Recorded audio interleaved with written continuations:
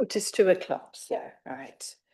Right, everybody ready? Are we recording yet? Yes, yep. Yes, right. Plandal, good afternoon to all of you. As most of you know, I'm Councillor Gina Madison, the Vice Chair of Education, Youth and Culture, OSC. I will be chairing this group this afternoon with the more than able assistance of Kerry Shotton from Democratic Services. I have just returned from 3 weeks illness, bronchitis, pleurisy and laryngitis, the last of which my husband enjoyed very much because I lost my voice. I'm still feeling a little fragile. I'm somewhat short of energy and do have coughing fits, so please excuse all of those in advance. And at this point, I do wish to thank all of you, those who sent me good wishes while I was at home, so thank you very much for that. Our esteemed chair, Councillor Teresa Carberry, is unwell and is being cared for at home. At this point, I want to pay tribute for the tactful and thoughtful way in which Teresa has steered this group over the last 4 years. Our thoughts are with her and Ian and Imogen, and I'm sure that all of this committee, all of those present, wish to send all 3 of them our very, very best wishes. First of all, a welcome then to all officers and members in the chamber and online. Welcome also to our co-opted members, to Democratic Services and to our guest speakers. I do wish to mention that at the moment the department is in the midst of an ESTIN inspection. The youth service was inspected last week and I believe schools are to be inspected the 6th to 10th of July. Right, thank you. This is therefore a busy time for the department, so we do particularly welcome the presence of officers and members involved in the inspection, and we do appreciate your presence today at this difficult time. And we do wish you the very best of luck for the inspection. Pobluk. I do know, because I've sat here before, that this meeting will be conducted with the civility and courtesy which is a tribute to our chair and an example to the children and young people who are the subjects of our discussion. Now, as Councillor Mackie and I are agreed on, because we are of the generation which was not allowed to speak till the grown-ups had finished, I would therefore respectfully request no interruptions, no calling across the room or private conversations, which I'm sure won't happen in any case.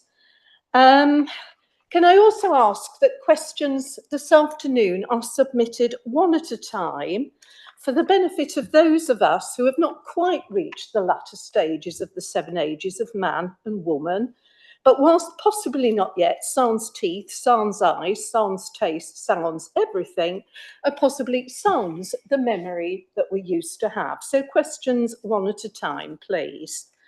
And rather than quoting from the papers before us, can I instead ask for page and line references, being a good librarian? I'm sure I don't need to ask this, but I will need to close down any conversations that begin to reflect on the personal or professional qualities of any officer or member present. I will close down any conversations that go off topic and are not included on today's agenda. This includes me, so if I start wittering on about England's chances in the World Cup after last night's stunning victory, just say stop her now.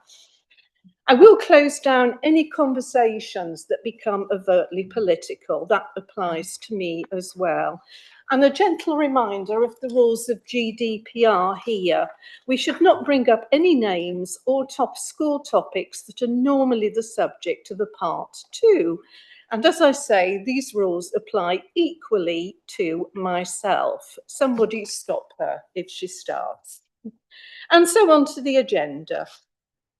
Number 1, apologies. Thank you, Chair. Good afternoon, members.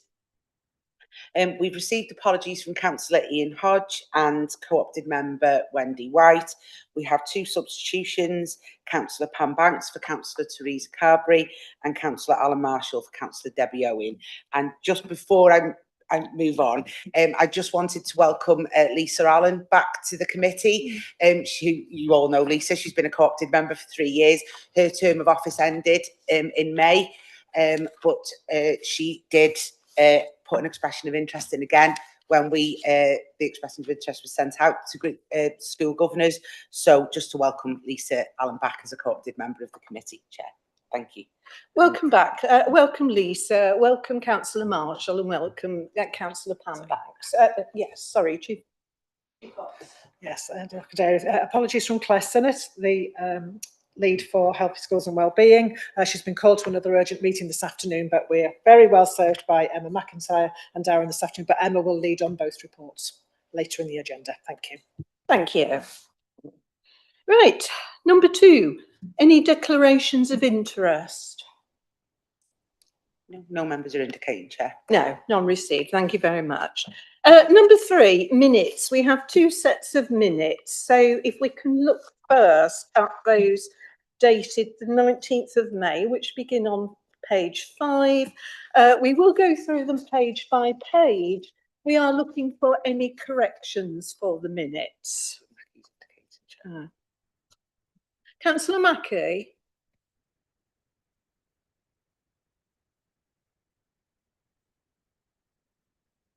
Oh.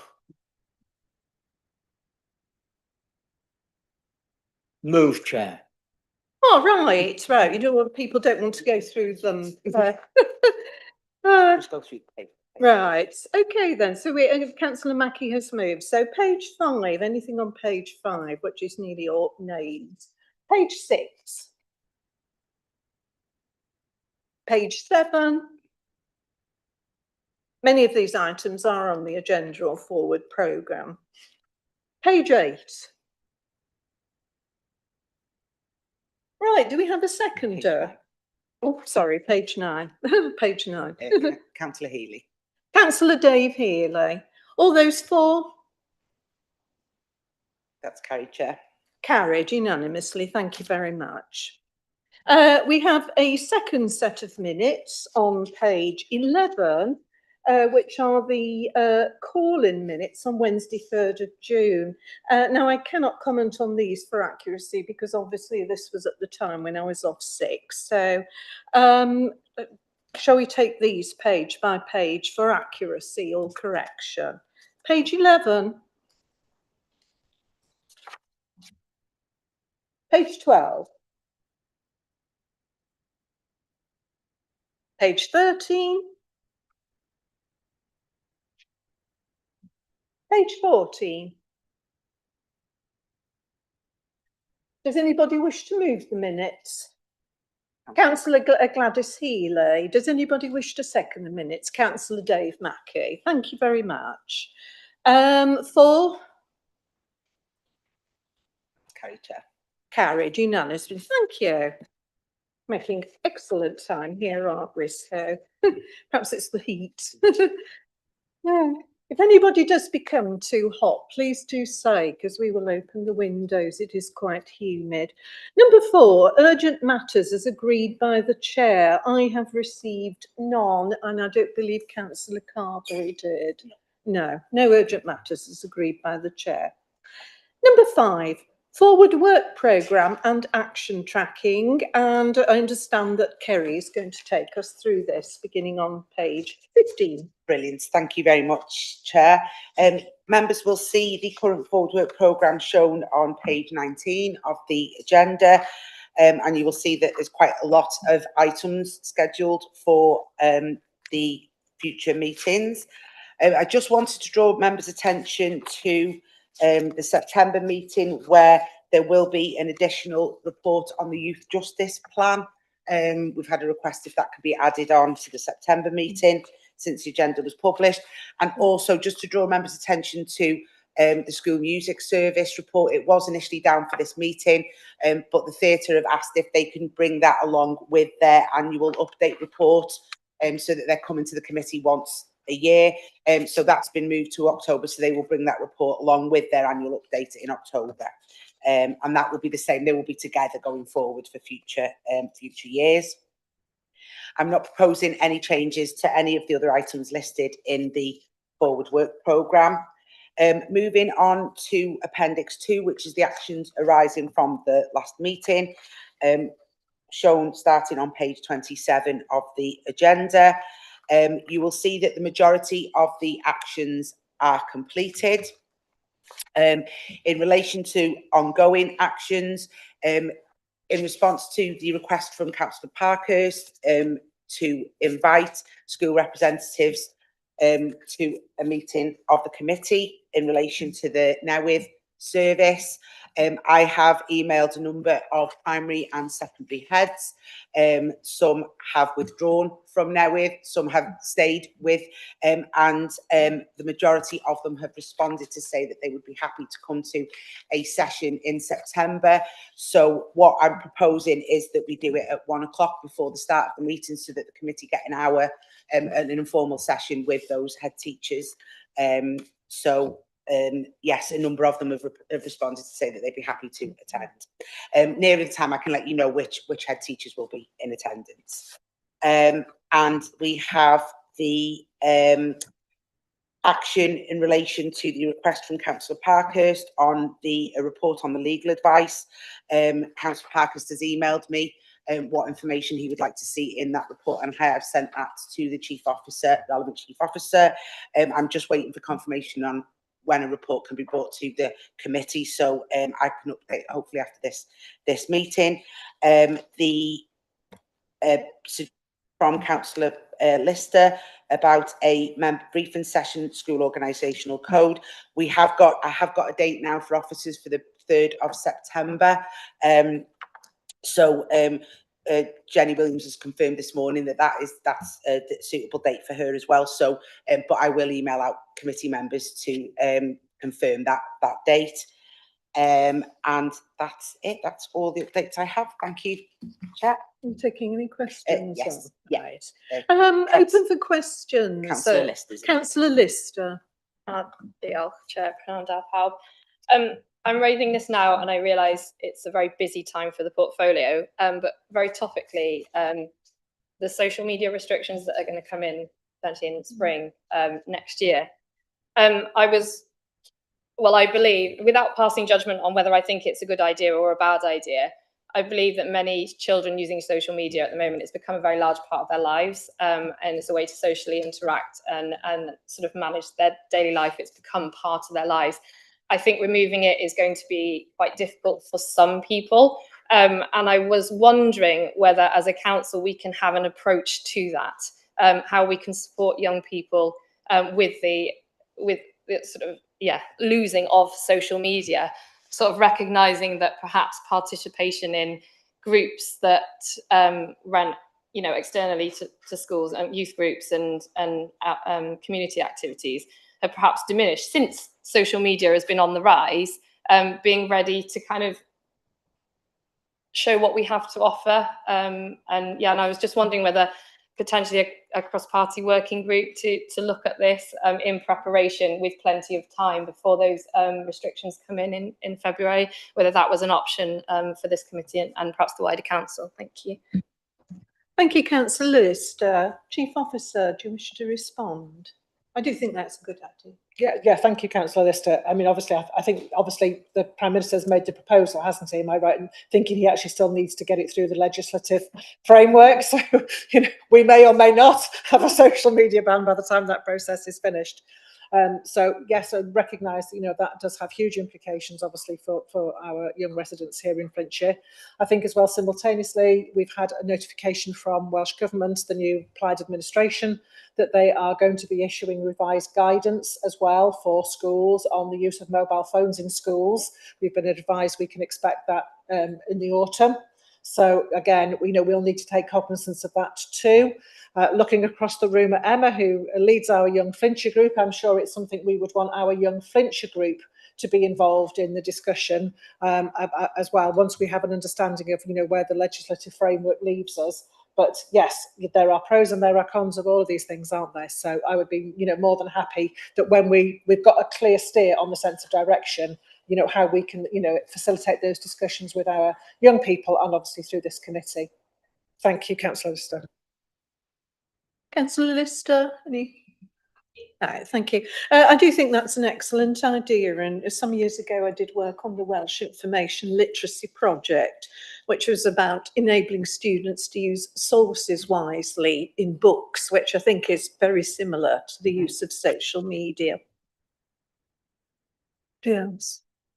No other members are indicating, Chair. Right. I did want to ask a question, which I may actually have missed out on because I have been absent. What happened to the school governor briefing that we were going to have on the 19th of May?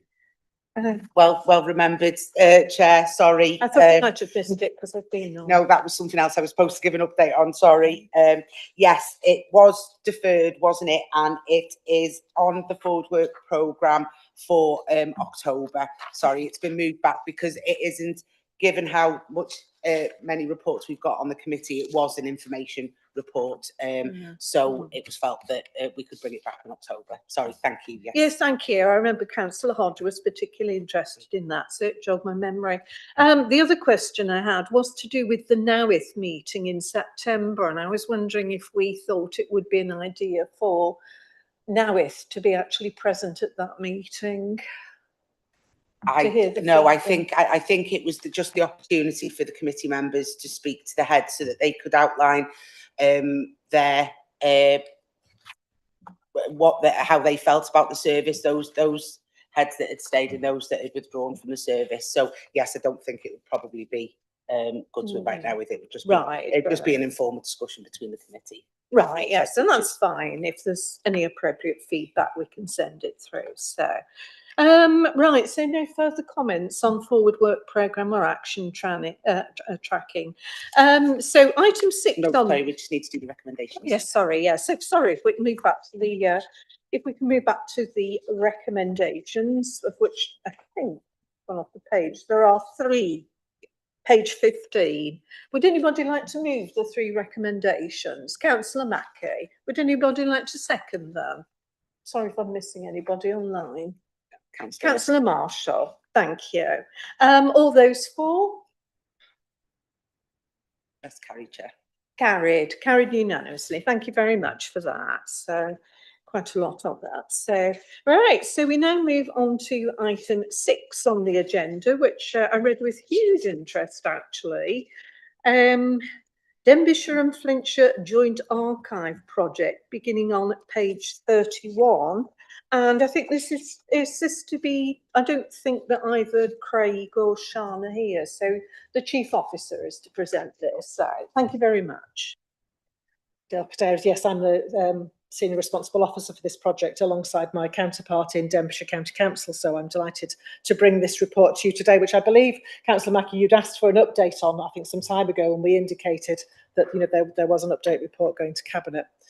I am going to presume that the report has been read, and I think I'd just perhaps like to start by saying that we're very excited about this project. This is a once-in-a-lifetime opportunity for the councils to secure a significant amount of investment from the National Lottery Heritage Fund to create a new archive building to replace the existing buildings in Harden, in the Rectory building in Harden, and in Riffin Jail, both of which are full to capacity. In fact, our collections exceed our capacity in both of those buildings.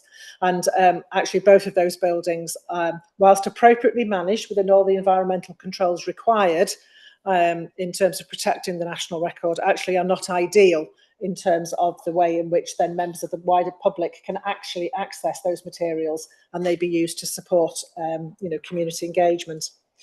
So we've been on a very long journey with this particular project over several years now. And when we look at the council plan in Flintshire, it certainly does reflect our strategic priorities around how we support our residents and our communities through our focus on people, on place and on prosperity. The uniqueness of this particular proposal is that we are seeking to site the new archive building right next to Theatre Clwyd at the top of the Civic Campus in Mold.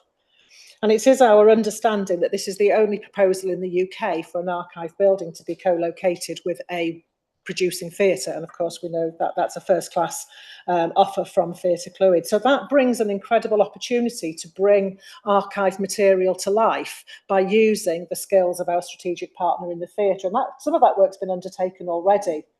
very successfully. Yes, absolutely. Red Rugabella, we've had mould riots in the town. We've had monologues shown on the BBC based on the records from the hospital in Denby. So when we were looking for an appropriate location, to resite the archive that would serve the needs of both councils, then obviously that was a really positive opportunity. And the National Heritage Lottery Fund see that as a real strength of the project. That's come through time and time again when we've had our discussions with them. Whilst obviously they are looking to support us, hopefully through the provision of a significant amount of funding to support the physical building of the new archive, they're actually not just interested in the building. Their objective by providing that funding is for the councils to really expand the use of archives across communities, to support our communities, their health, their well-being, and that's what they're really interested in seeing, is how we would use that new facility to widen participation, particularly with groups across our communities who perhaps traditionally don't ever use an archive, don't know what it's for. Perhaps they feel, the archive doesn't represent, their particular circumstances.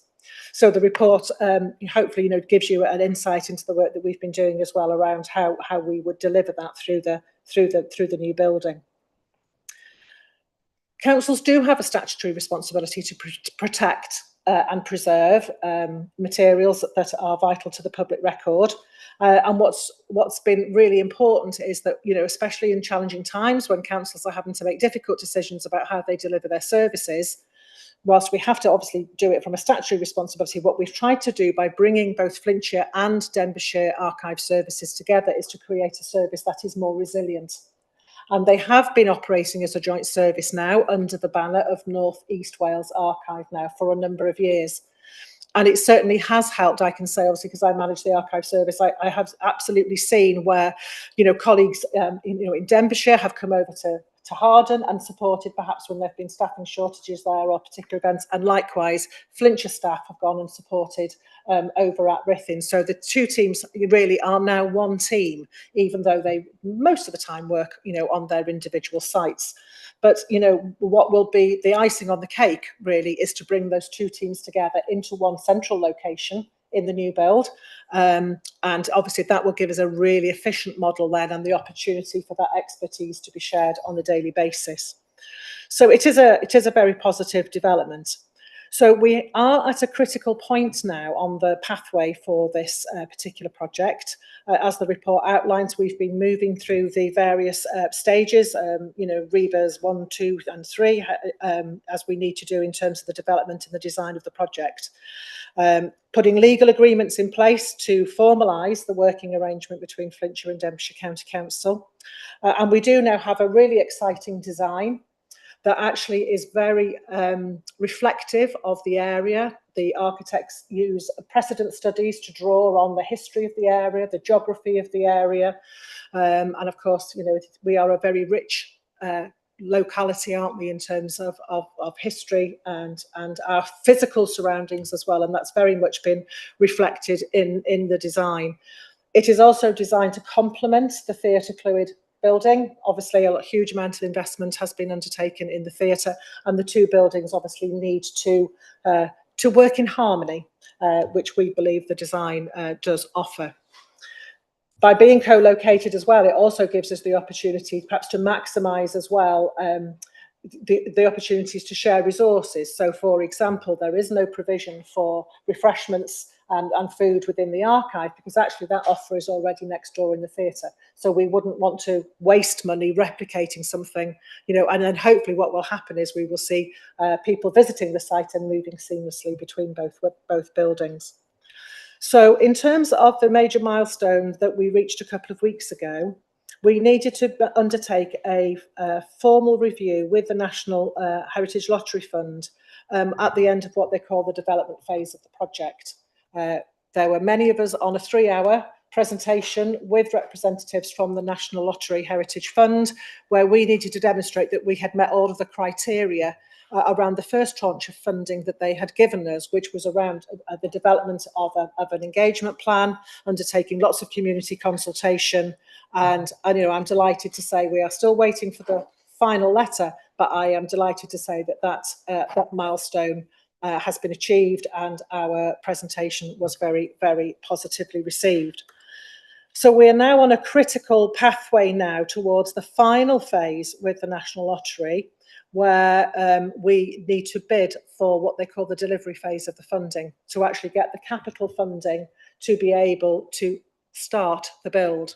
And as this report outlines, a number of years ago, both Flintshire and Denbighshire County Councils made the commitment through their capital programmes to provide funding as well to create the total funding envelope for the project. So having successfully moved through the development phase review, we are now in a position to apply for that delivery phase funding. The deadline for that is the beginning of August, and then with a view then that the lottery fund will give us a decision by December. And if that is successful, then obviously we would then move into the physical aspect of the build. We are conscious then that if that goes ahead, the new building would obviously release two other buildings, one in Flintshire, the Harden Rectory, one in Denbighshire, the Ruthin Jail, and there are ongoing discussions about the future use of those buildings. We have engaged with the local members around the potential future use of the rectory in Harden, and we have committed to refresh a feasibility study around that building a number of years ago. That is now underway, and that we will be meeting with the local members to bring them up to date on that once that work is completed. So I hope that's a useful sort of summary of where we're at, and I'm delighted to take any questions from members. Thank you. Oh, thank you very much. I mean, you know, I read this with huge interest. I suppose I should have declared some form of personal interest in that I was married at Harden Record Office, and I once worked at the Ruthin Archives. So I do have a couple of questions. I'll wait for a moment. Councillor Healy. Thank you very much. Thank you, Chief Officer, for that very interesting report. And I've got to say, yeah, I'm completely supportive of the idea of this joint archive being developed, and I know Flintshire and Denbighshire are already working together, but to have it all in one building along the lines that you've suggested, I think is a very good thing. I think the preservation of a heritage is good as a thing in itself, but I think it's also beneficial for people's mental health and well-being that they're able to look at the heritage and see how their own story or whatever fits within the wider context, and I think that is kind of therapeutic. The questions I've got are, first of all, I'm wondering if you could elaborate on that very interesting idea of something akin to an outreach service whereby they're talking about going into the community, because I would envisage that this perhaps involves going into local community centres or libraries with various resources and documents so that local people can see what is available in the archive and get a kind of taster experience. I think that would be beneficial, but it may well be that there's other ideas as well as that. But the second aspect of that is that you've mentioned reference to getting the capital funding. The question is, to be able to deliver all of this and to staff it and to resource it and all that, you'd also need the revenue funding to be able to do it. Otherwise, things including this possible outreach service would just be a bit of a pipe dream. So I'm just wondering about that as well. Thank you, Councillor Healy. Chief Officer. Yeah, thank you, Councillor Healy. So yes, the service will be and does already work on an outreach basis. So it's doing that through two ways. The first thing is actually the increasing use of digitisation. So for a number of years now, both archive services have been digitising their resources and making far more available online via the newer website for members of the public to access. And that is an ongoing piece of work, and it's a piece of work that they've been undertaking at quite some pace. The concept as well is around the new archive building sort of being the hub, and there being spokes out digitally as well into local communities. And, you know, there is some fantastic technology on the market now. I don't know if anybody's seen them, these lovely digital tables that people can touch screens and people can access information. So, you know, so part of the proposal was that we would be looking, you know, obviously using things like our library networks as well, to have facilities within those buildings there where people can then access the archive material. And then, as you say, it raises that interest and hopefully then encourages them to access the main building itself. But the service itself also recognises that you can't deliver kind of outreach activity without people.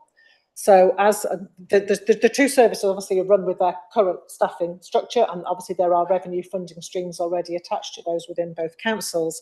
But it is envisaged that as the two services become one physically in the building, then there is an opportunity to restructure some of the roles and responsibilities within the team. We may not need as many archivists, for example, but we may need more of something else. So that's certainly something that the manager of the service has been working through in developing a staffing structure for when the service is operational in the new building. And that certainly includes a community engagement officer to take responsibility, because actually that's what the National Lottery Fund are most keen to see happening. How will we use that building and its contents to reach out into the community, as you say, to support well-being, health, mental health issues. So, but you need people on the ground to do that. So yes, that is being factored into the plans going forward.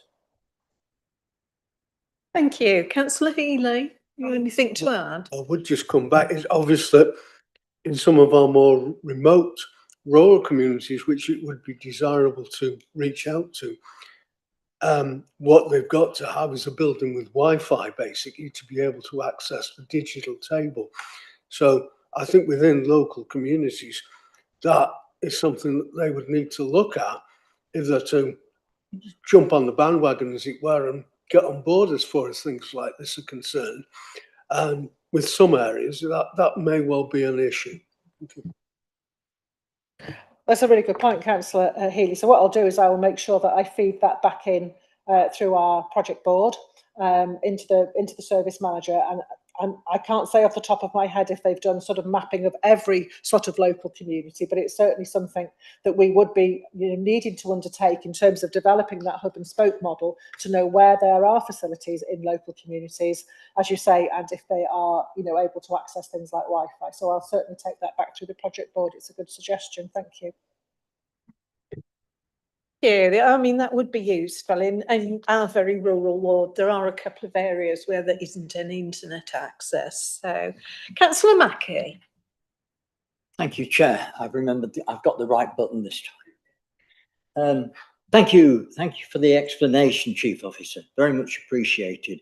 Could I refer to page 33, please, item 104 of the report? And it's probably a silly question. In there, it talks of a volunteer in kind contribution, which I guess is some sort of, well, I wasn't quite sure. So I wondered if you could give me an idea of what's meant there. Now, I've looked up this RIBA in the appendix to the report. And I appreciate that there are various stages in a building's design and build.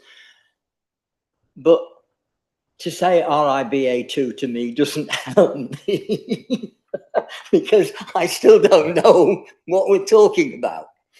If I look at paragraph 105, I got a bit concerned because here we talk about RIBA stage 2 report at risk. And then we look further on and we see that the RIB stage 2 report was completed, it looks like, again. And I just wondered if paragraph 105 is sort of, well, what is it trying to tell us? Really, that's my question. I will understand, of course, because we haven't got a construction person here, that might not be possible to give me an answer to that. Sorry, I was going to start off with that. And the other thing I was going to say is, yes, members of Harden have been involved already as far as the current repository is concerned, but I did believe it was a listed building, so I think our options are very greatly constrained. So that I'm doing as you've asked. I'm trying to keep my questions short. I have got another area I'd like to look at later, if I may, with your. Would you like to take those questions first, Chief Officer? I'll do my We'll best, come because back to I'm Councillor not. My Mackey. daughter's training to be an architect. I'm not an architect, and I'm not completely conversant. And actually, I do apologise, because I could have asked the project manager, Sian Lloyd Price, to be here with us this afternoon, but I knew she was all potentially engaged in another meeting. So actually, I asked her to prioritise that, because she would be able to give you the answer off the top of her head. I think in terms of the explanation around the REBA and having to do things at risk, you know, we have to keep moving forward to get to a point, hoping that actually the funding and everything follows in, you know, in due course. But I will ask Sian to give you, the committee, a written explanation, you know, around the REBA stages and that particular issue about, you know, having to sort of do that piece of work at risk. Because the danger is, obviously, we sit and we wait and we don't ever get anything done. And obviously, the longer this takes, the more buildings cost because of inflation. But I will certainly get an update from Sian for you for that. In terms of the sort of the contributions, as you can, the financial contributions that you refer to on the volunteer in kind, I mean, both archive services make extensive use of volunteers, actually, in terms of supporting the delivery of the service. So I'm guessing that that's really what that refers to. For example, they've been doing a lot of work in making the boxes already to house the very precious materials that will need to be transported, for example, when we move from one building to the other. And, you know, they help with a lot of things like that. So as you can see there in 104, the majority of the funding would be, hopefully, coming from the Heritage Fund application. Both councils have made a commitment to a capital contribution. And there are a number of grant funding schemes within Welsh Government that archive services can bid for, and we've been very successful in bidding for those over the last couple of years, and would be looking to maximise the investment from Welsh Government, who are also, I have to say, obviously a key stakeholder in this particular project, and are also very excited about it. But yes, the volunteers make a really important contribution to the delivery of both services. Does that help, Councillor Mackey?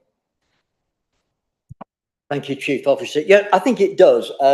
It's just that I have difficulty understanding where volunteers are appealing and costing. That's all. Sorry, it's just me being me. Right. Oh, yes, I'm sorry. I suppose what they're doing is they're doing some of the jobs that paid staff otherwise would do. So that's the contribution in kind. It releases the paid staff to undertake other tasks. Or if the paid staff didn't have the capacity, because they're already fully stretched, the service would potentially have to pay other people to do it. So I think that's where the volunteering contribution makes a difference. Councillor Mackey, did you say you had some more questions? Yes, I did. I did have a question because in that paragraph it talks about that the costing of 12.68 million being based on a start date of, I think it was May this year. And clearly, from what you've said, we haven't started in May this year. Is that likely to have significant impact? I mean, the inflation in that paragraph is frightening, 26-point-something%, I think, and I've still got a few more. Yeah, no, Councillor Mackey, obviously it is something that the project board is keeping a very close eye on, as we do, you know, with our school modernisation projects as well, because, you know, everything is subject to those inflationary pressures, isn't it? And any delay in the process, obviously, adds a cost, you know, if we start that later. So it is something being monitored very, very carefully. And obviously we have at the moment, we have a defined funding envelope. A design and build contractor has been appointed. They are providing excellent work for us at the moment, and there are lots of conversations about how can we value engineer the design to obviously keep it within the funding envelope. So that work is certainly ongoing, and it's something we're keeping a very close eye on.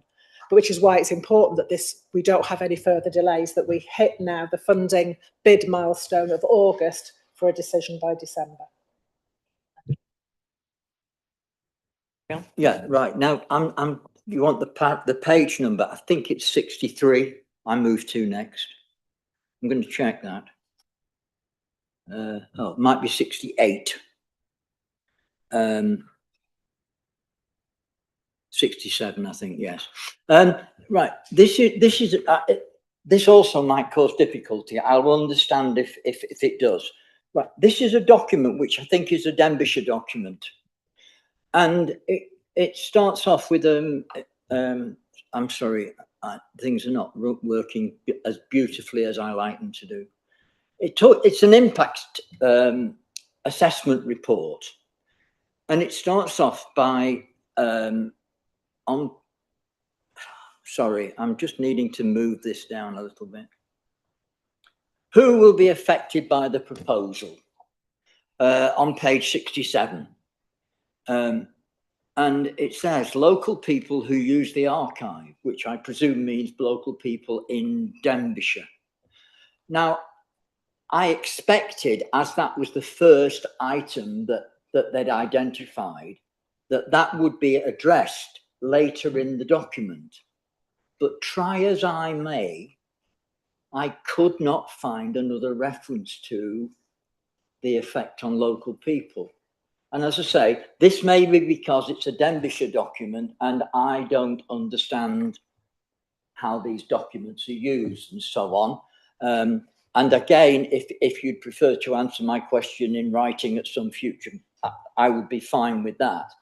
Because I actually looked up travelling from Denbighshire to this site on Google. And it's not easy if you're not using a private car. And there's lots of talk in this report about the issues of using a private car and the effect that's going to have on the carbon situation, having a carbon effective building. But hang on a minute, we've still got to use a private car. They even talk at one point about making an electric car available, but you're still going to charge the electric car from something. At the moment, we tend to use gas for that. Yeah, I just felt that there would be a description, some sort of reference to that, as it's the first point that came up, but I couldn't find it. So if you can find it, please be mine. Thank you, Councillor Mackie. In fact, that was going to be one of my questions about trams. No, it's all right. I had noticed. I mean, obviously, it is on top of a hill, which is accessed by a hill. So perhaps the Chief Officer. Yeah. Yeah. Thank you for that observation, Councillor Mackie. I'm more than happy to take that back to the project board, actually, and we can revisit the impact assessment. Okay, if that would help, and then we can feed back to you in writing. So you're specifically, so just so I can be clear about what it is you're asking for, are you wanting more detail then around how the location of the proposed building may impact on its accessibility for people of both Flintshire and Denbighshire? Particularly from Denbighshire. Yeah. Okay. And it's a lot. The beautiful thing I think got.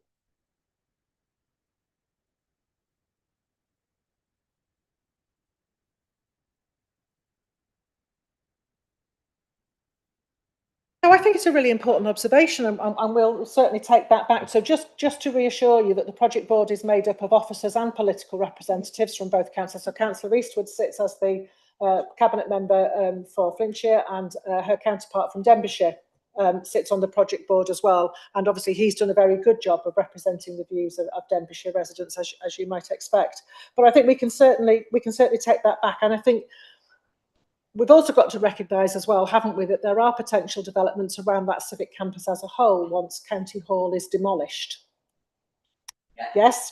So that I am guessing, because of course I am not our assets manager, but I am guessing that Mr. Rod Taylor, who is in charge of that particular piece of work, will be thinking about actually the accessibility to that site from the centre of Mould as well. And I'm guessing there would be opportunities to work with our local transport providers in terms of accessibility to that site, and obviously the theatre, the law courts, and developments that may come in the future. But again, Rod sits on the archive project board, so we can feed that in as well. Really helpful observations, Councillor Mackey. Thank you very much. Thank you. Do you have any further questions, Councillor Mackey? I must say, I do think that's a very good point. I had underlined myself about transport to the facility, and I think it does actually flag up somewhere in this report that there are very few bus stops that take you up that hill. So, thank you. Councillor Dave Healy.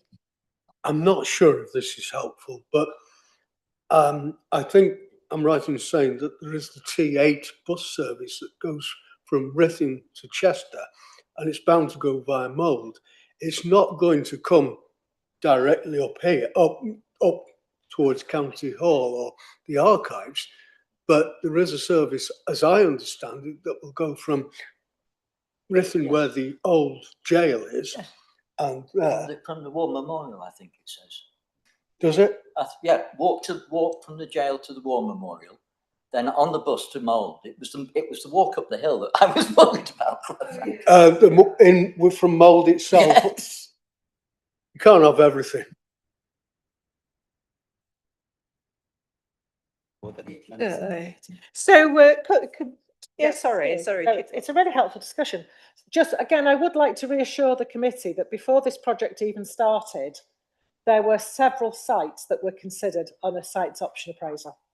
So just to reassure, and when all of those sites were reviewed, some were in Flintshire, some were in Denbighshire, this site stood out as the most viable and the one with the most potential. And then obviously that has been supported by both cabinets in their decision making to, support this project to progress. I mean, that was several years ago now. It's almost in the mists of time that we went through that process, but those site option appraisals were undertaken in quite some detail. Thank you. So concerns about transport have been noted, and I was actually going to bring that up as a question myself. The recommendations are to note the project. Does anybody else wish to? Councillor Alan Marshall. Lovely, thank you. Page 33, 1.04, regarding the funding. It looks like it was agreed in 2019, and Denbighshire is putting in 2 million, and we're just over 3 million. Does that amount there include the interest that's to be paid as well by Denbighshire and by Flintshire? And another question which relates to other things we're discussing in this committee is, are Denbighshire residents happy that they're paying for a building that is not in their county and it's in Flintshire? Thank you. Thank you. Chief Officer. Okay, I'll do my best. My understanding is that the contributions are coming from the council's capital programmes. I'm not aware that we've got any prudential borrowing or anything like that in relation to this particular project. I thought it was coming out of the capitals programme, but I will go back and check the capital strategy for the council in terms of that. So I will confirm that answer to you. Obviously, there's been lots of consultation around this particular proposal. Yes, there were some concerns raised, obviously, by Denbighshire residents. There was concern raised particularly from the community in Rithing, who felt that, they were potentially losing an important asset from within the town. But at the end of the day, the Denbighshire Cabinet made the decision that they would support this particular project. My understanding is that in order to facilitate that agreement, there are plans to repurpose the Rithing Jail, I think, through Denbigshire's Heritage Service, Museums and Heritage Service, and that actually there will be a small archive presence retained within the Rithing Jail. And it was on the basis that those provisions were made that I think the elected members in Rithing were able to, get the support of the local residents, and ultimately the Cabinet made the decision. Councillor Eastwood, can you recall, because you've been part of the project group as well? No, I don't recall anything more than that, but I do know that sites within Denbighshire were also considered prior to the site being agreed, and this is still the most sustainable one. So the available sites work across both counties. Councillor Marshall, do you want to ask anything? Right, thank you. Thank you very much. Thank you. Any further comments? I do have a couple of questions myself, but one of mine has already been asked by Councillor Mackie. I will say I do think this is a very exciting project. I'm very sorry to see the closure of the facilities at Rhythin and Harden, but I do look forward to a future for the expanded museum facility at Rhythin. And I did note an advert the other day that they're already looking for partners to run a cafe on the jail site. So that was, I thought, was quite good. Archives, I actually spent a lot of my working career in archives, and they obviously are a very important facility, and they're an expanding world with more and more to store. And the conditions in which they are kept are very, very, very specific. I know about the floods at Rhythin Jail, which actually destroyed quite a lot of the resources there, 2 major floods there. And I know about the shortage of space at Harden as well. So I do feel that a new purpose-built building will actually address this. They are immensely popular facilities. I've known people travel from all over the world to visit archive services, to do family and local history and so forth. So I personally feel this is an excellent move forward tourism-wise, and also in respect of local facilities such as accommodation and hospitality. Another plus is that a new building is going to be totally DDA and health and safety compliant, which sadly older buildings always aren't so. And I'm very pleased to note that one of the target audiences is people with dementia, because reminiscence, nostalgia and memory is so important to this particular group. I've attended many reminiscence session libraries myself in the public library with words and music, and I've seen how good that actually makes people feel. And I hope that we will see regular reminiscence sessions at the new facility. I do have a couple of questions. Page 43, 4.1 is my first question. Page 43, 4.1, HMP Berwyn Prison. This flags up the difficulty of working with the prison service due to the high turnover of staff. Can I just leave this with you here? Might it be possible to work with the prison library service? This usually has consistency of service. People who go and work in the prison library service are usually there for life, literally. I believe Berwyn Prison Library Service is run by Wrexham Library Service, and it does have a librarian who held an extremely successful literary festival in 2018, which was covered in the Library Association record. The Prison Library Service has always been heavily involved in education. I've done literacy sessions myself years ago when I did relief for the Prison Library Service. And in Wales alone in the United Kingdom, every prisoner is entitled to a minimum 30-minute visit to the library every week. So I wonder if I could flag that up there. Is it worth liaising with the Prison Library Service? My other question was on page 56, and I was going to ask, obviously it has sentimental associations for me, and I believe also for Councillor Eastwood, an update on the future of the building at Harden. But I think that's really been covered, but if there's anything else you wanted to add, Chief Law. No, that's fine. Yeah, we tried long and hard to get HMP Berwyn involved in this particular project, because again, we saw it as a unique opportunity, and again, something that we were not aware from our research that any other national archive had done in terms of working with its local prison population. So unfortunately, as you say, the turnover of staff made that very difficult to get that foothold and that continuity. But thank you for your feedback around the library perhaps being a more a stable offer. So it's something certainly the project board have discussed, that we would want the new service to continue to reach out, obviously, in terms of developing those strategic partnerships. So we will take that back. And as I say, the feasibility study is being refreshed on the rectory. And as I say, we will be working with local members, and obviously in future update reports we'll be able to give an update on what's happening in relation to that building once hopefully it is vacated. Thank you. Following my own rules, I'll take my questions one at a time. Page 59, any update on the future of the staff at both current facilities? Will they all be redeployed to the new facility? Yes, as I said earlier, the two teams obviously working on their current staffing structures. The new staffing structure for the new building, is being developed, and yeah, there is no intention, as far as I'm aware, that there would be any redundancies from that, because we've got a long lead-in time to this particular project. Then obviously there's the opportunity through natural turnover to make that transition smoothly from one structure to another. Where there are changes in posts, people retire. We could use fixed term contracts for a period of time, but the aim is always to, avoid, any sort of compulsory redundancies. Thank you. Right, another question, which Councillor Healy will probably also be interested in.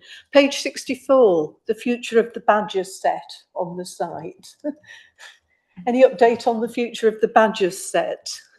I do not have an update on the future of the badges set, and I will seek one out for you. We're all very concerned about the badger. Yes.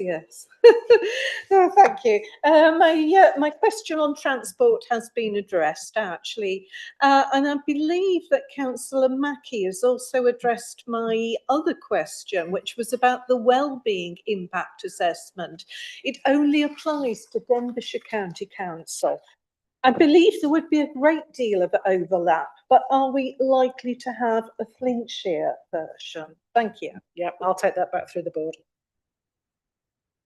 Thank you. Those are all of my questions, actually. Any further questions? Any online? No. Councillor Mackie. I'll be very brief. Just in relation to the comment about the use of the jail after the, on page 73 of the document, under economic development, it says the Heritage Services plans for an expanded attraction at Ruthin Jail using the vacated space will have a positive economic impact in Ruthin with increased footfall, community space, cafe, local engagement. This will attract footfall to Clewood Street and improve the economy in this part of town. I don't know if that was any help about what was going to affect that. Thank you. Yes, thank you, Councillor Mackie. As I said, I used to be based in Ruthin Archives, and there is very little down in that part of the town, actually. So hopefully it will, I mean, there isn't a cafe in that part of the town, so hopefully it will have a positive impact. So, any further comments, notes, questions? If not, can we look at the recommendations? We have 4. Which are on page 32. I think I'll move them together. Would anybody like to move the recommendations? Councillor Dave Healy. Anybody would like to second the recommendations? Councillor Marshall. All those in favour of the 4 recommendations? That's unanimous, Chair. Unanimous. Thank you very much. That was an absolutely excellent discussion. I really learnt a lot from that. Thank you very much. Can I say, I'm sure our colleagues in Denbighshire would be really heartened, actually, by councillors in wanting to actually focus on the impact of communities in Denbighshire as well. And I think that's a real testament to the way in which we work, here in North East Wales. We will certainly feed that back. Oh, thank you. Very exciting project. Agenda item 7, Young Flintshire Annual Report, page 91, report of the Chief Officer for Education and Youth. Oh, and at this point, I'm going to delegate. I am going to delegate to Emma McIntyre from our Healthy Schools team. And Darren is here as well. And Darren's been an integral part of the offer for Young Flintshire. So over to you, Emma. Thank you so much. Thank you. Hand up out. So referring to the report, it has been a fruitful year. This is the second full year of Young Flintshire with the model of young people 11 to 18 in Flintshire. And as you'll be aware, it is compiled from the Youth Council, as well as representatives across all our secondary settings, including our special and PRU. And this model has evolved this year. So what we have gone through in this academic year is each academic term there is a full day that's taking place at Tidori Sant in the chambers that we're sat in now, and that consists of workshops in the morning followed by a formal meeting after a lunch. And that's what those days are based around are the 3 priorities that we will come on to in a moment, and an opportunity for any other projects that are taking place, other out agencies that want to engage with young people can come and do so then. Aside from the face-to-face full day events that we do, we have developed a monthly model, that originally was set out to do a hybrid model, so we'd be based here and online, but it has evolved to an online monthly meeting opportunity, and that's how the involvement and feedback from young people as that has taken place. And that's been really effective. Another avenue of engaging with young people directly, aside from those meeting opportunities, is across different teams really in education and youth, play, youth, as well as my own team, Health Promoting Schools. We've been going out to support school councils, as well as youth settings, as and where they've requested us to go and support. And we've also gone and supported on participation and learner voice with school staff as well there going forward.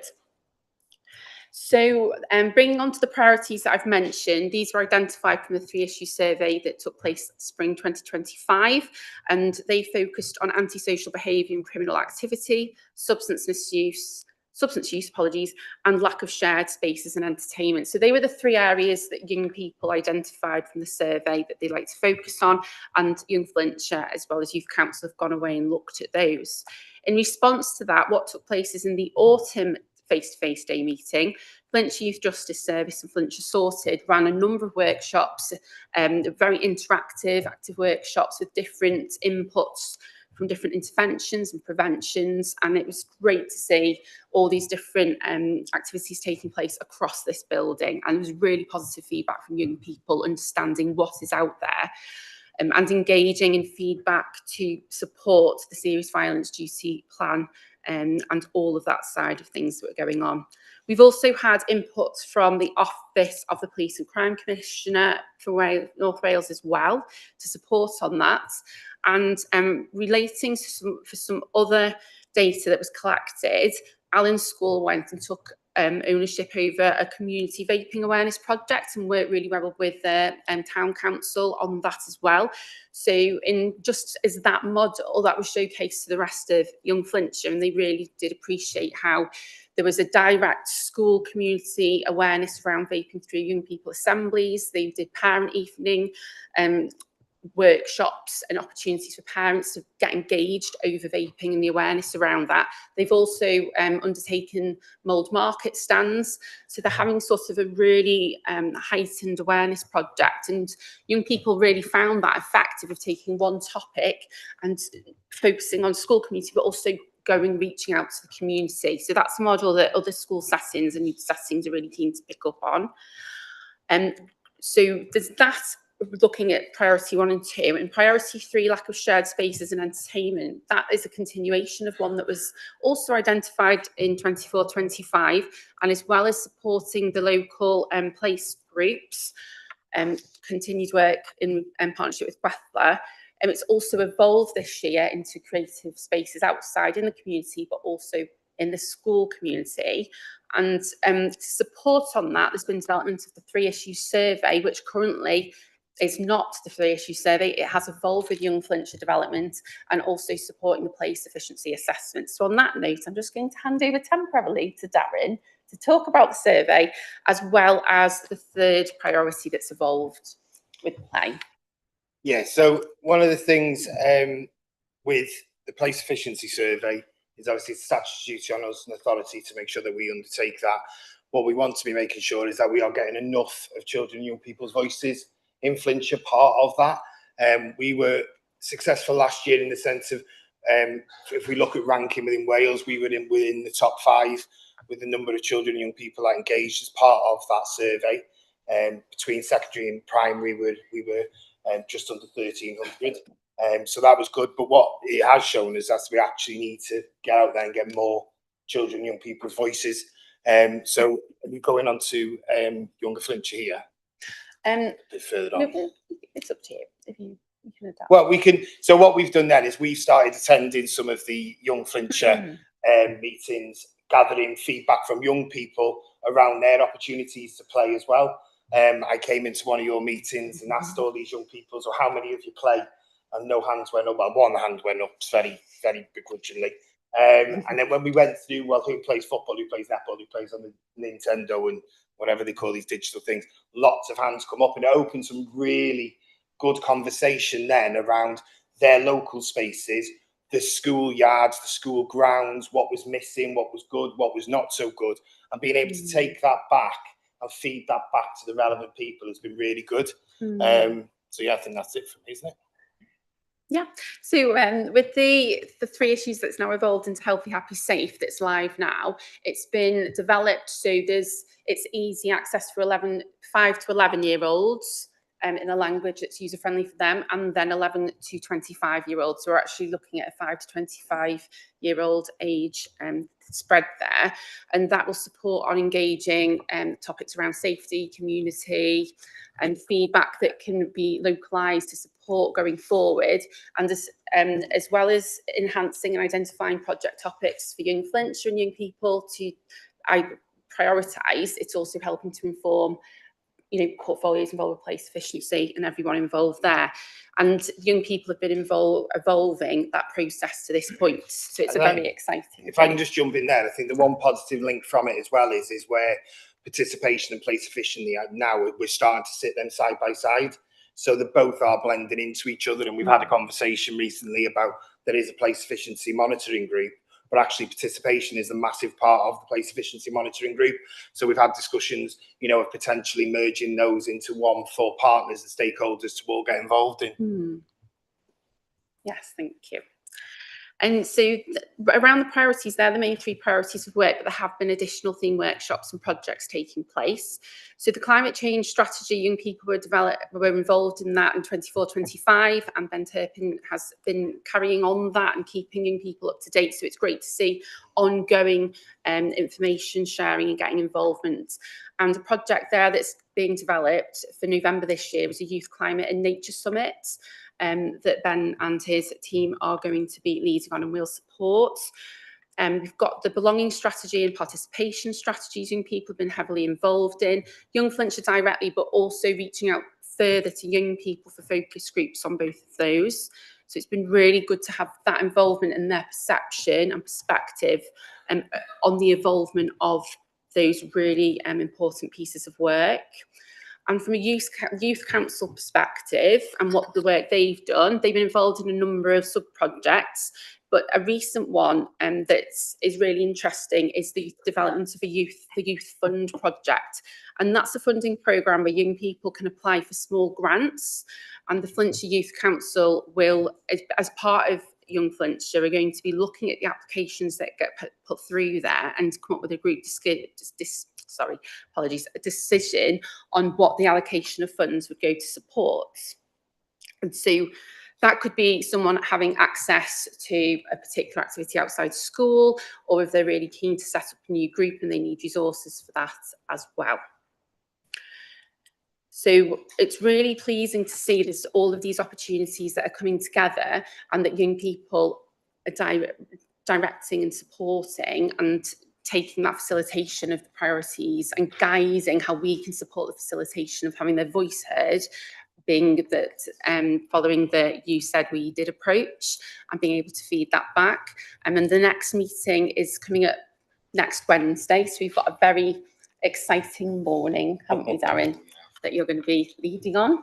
You'd like to pick up on that one? Yeah, it's so a continuation of it is, yeah. So based on what from the last Young Flintshire meeting we attended, the next one is going to be around looking at Article 31 and what Article 31 means to them. You know, it's ensuring that children have got the rights to play, rest and relax.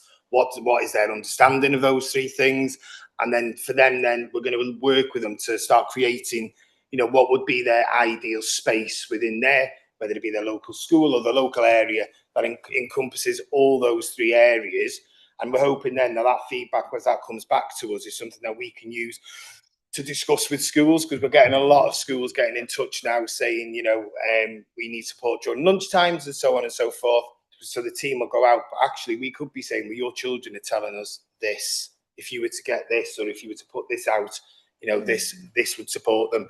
And we, you know, we think that in high school, that, you know, having an open yard and a few 4G pitches is exactly what young people want.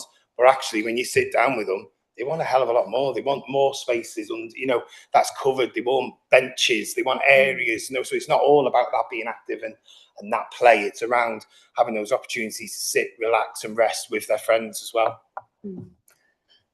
And then, as previous year's report highlighted, this year would be a focus on what would younger Flintshire look like. So Darren and his team have been looking at that model, and it's been evolving, and it's evolving in various ways. And it's also really key around the transition project that we've recently been involved in going forward as well. So if you want to pick up on the younger work now. I think I need to bring you in the sense of Emma's led exceptionally on a lot of this, and it wasn't for Emma and the Young Flintshire team that, you know, where all this gets highlighted, that, you know, this may not have come about. It probably would have at some point, but the younger Flintshire, like I said earlier, really, you know, we're taking voices of 11 to 25-year-olds. We're doing things with them. We're making sure that we're listening to those voices, and we do that as a play team in practice. But actually, how can we make sure that what young people are thinking, what they want, is, you know, that we're able to drive that forward for them? So we've set up Younger Flintshire. We've done some pilot sessions within schools. We've incorporated games. We've incorporated debating, which we will give them a subject, and it could be a very random subject, and they'll debate it. But we'll split them, you're for, you're against, regardless to what your personal feeling is at the moment. This is what you're going to debate, and it's all around, you know, that positive listening, being able to respond positively. You know, not for them to feel that they are being listened to. The response we've had from these have been really good. But what that's then allowed is they've all of a sudden had this little bit of confidence. So when we get them into the smaller groups with the facilitators to try and really draw out what it is they want to tell us about their local communities and so on, that we've actually got a lot from that. So what the staff do is the staff they will scribe during that, or the children will put, you know, they'll do their post-it notes, or they'll draw onto flip chart paper. That comes back, and then we put together an action plan, really, of what are the key things that are coming through from there. And then the idea is, once we started actioning them, we'll revisit the school, revisit those children, and say, look, you know, you said, we did, we've listened, this is what we've done so far. So we are at the early stages of that, but from September onwards, and we've had a few roles that have changed, and participation is becoming a main role within, well, in both, but one for school, one for communities. You know, this will drive further as we go through the next academic year. Thank you. Any questions? Well, thank you very much, Darren and Emma. There's so much of interest in this report. Any questions? Councillor Mackey. Thank you, Chair. Thank you. Right, thank you for the report. I'd like to slow things down a bit. Okay, you've covered a lot of ground, and I think you covered it too quickly for me. And I think the report went too quickly for me, if you don't mind me saying that. So, 45 young people, that's what it says on 104. Could you give me an idea of what these 45 people look like? What age do they cover? How long do they stay with you for? You say that they have met with you for engaged over the school year. How has that gone? Because I'm aware that young people have certain pressures which they encounter through the school year.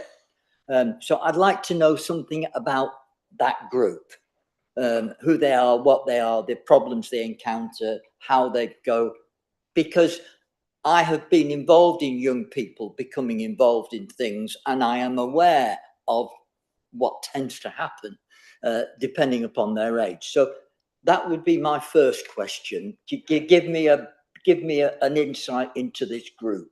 Right, which we'll is take what the that report's first about. then, Councillor. We'll take that first then, Councillor. Is that, and then We can come I have back. got Yes, a little bit yes. more. Thank you.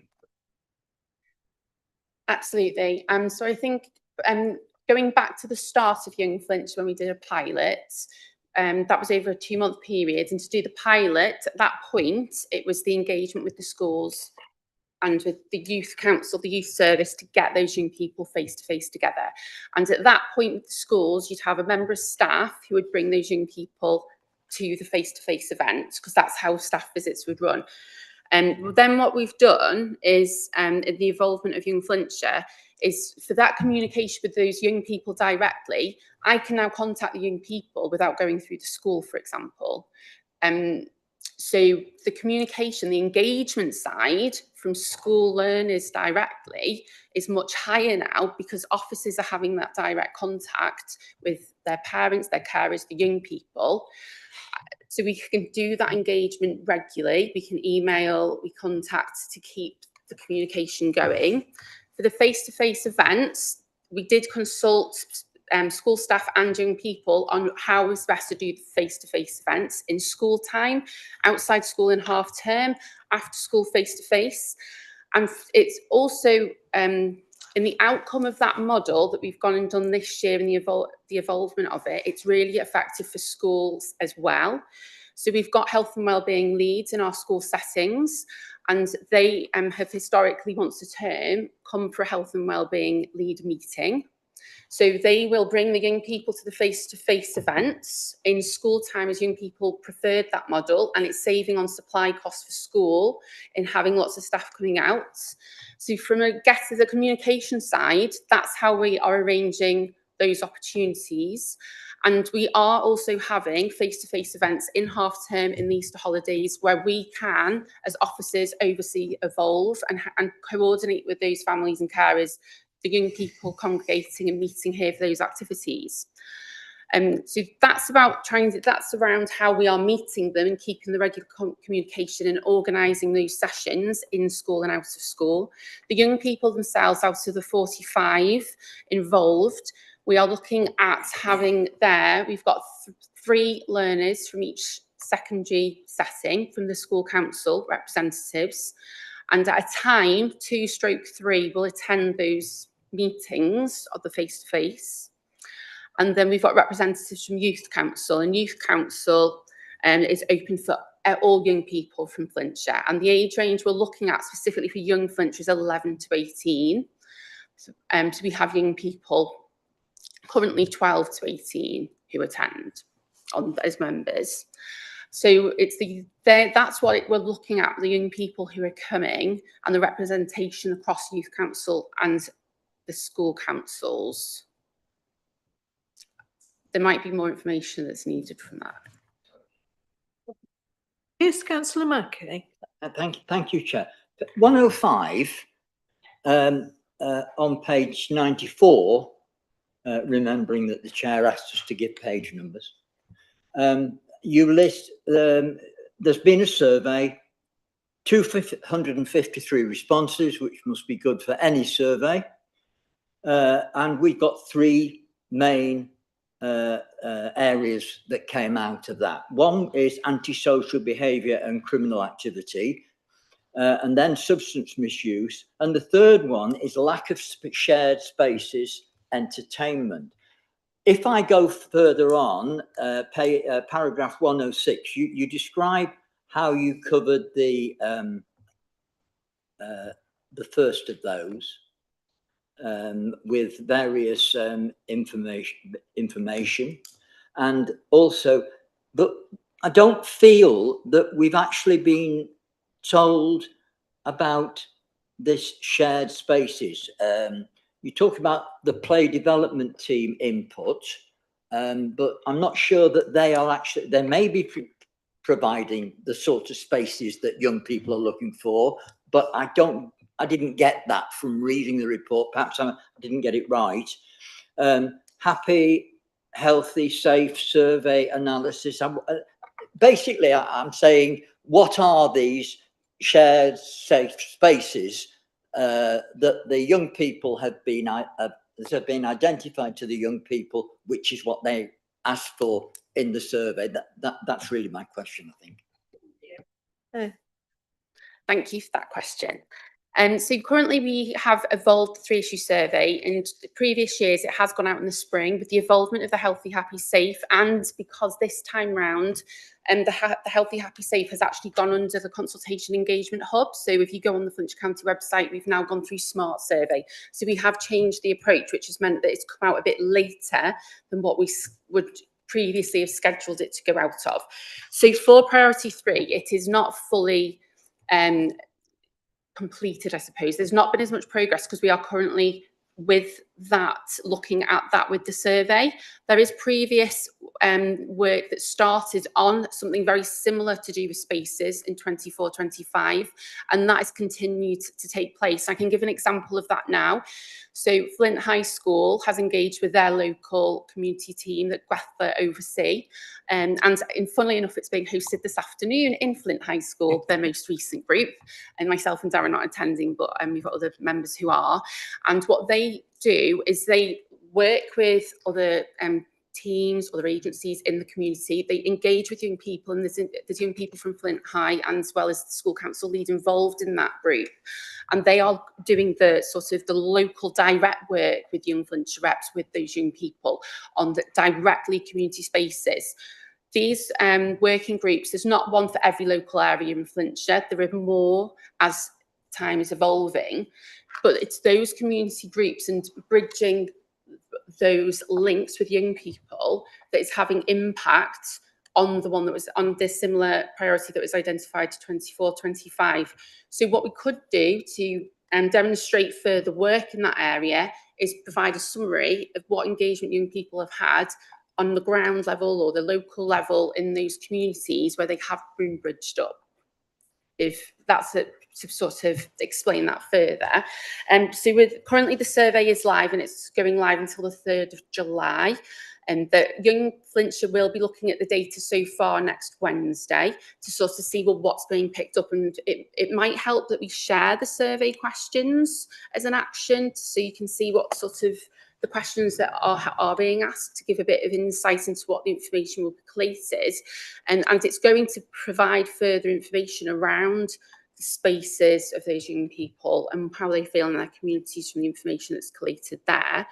And so you've got that, and from the place efficiency link, it's opening that channel, it's raising awareness with young people, with families, with communities on the power of that information and how important it is across all portfolios to take note, to use this data that's being collated to help inform the actions for place efficiency and how services operate going forward, and engaging using that as a participation input.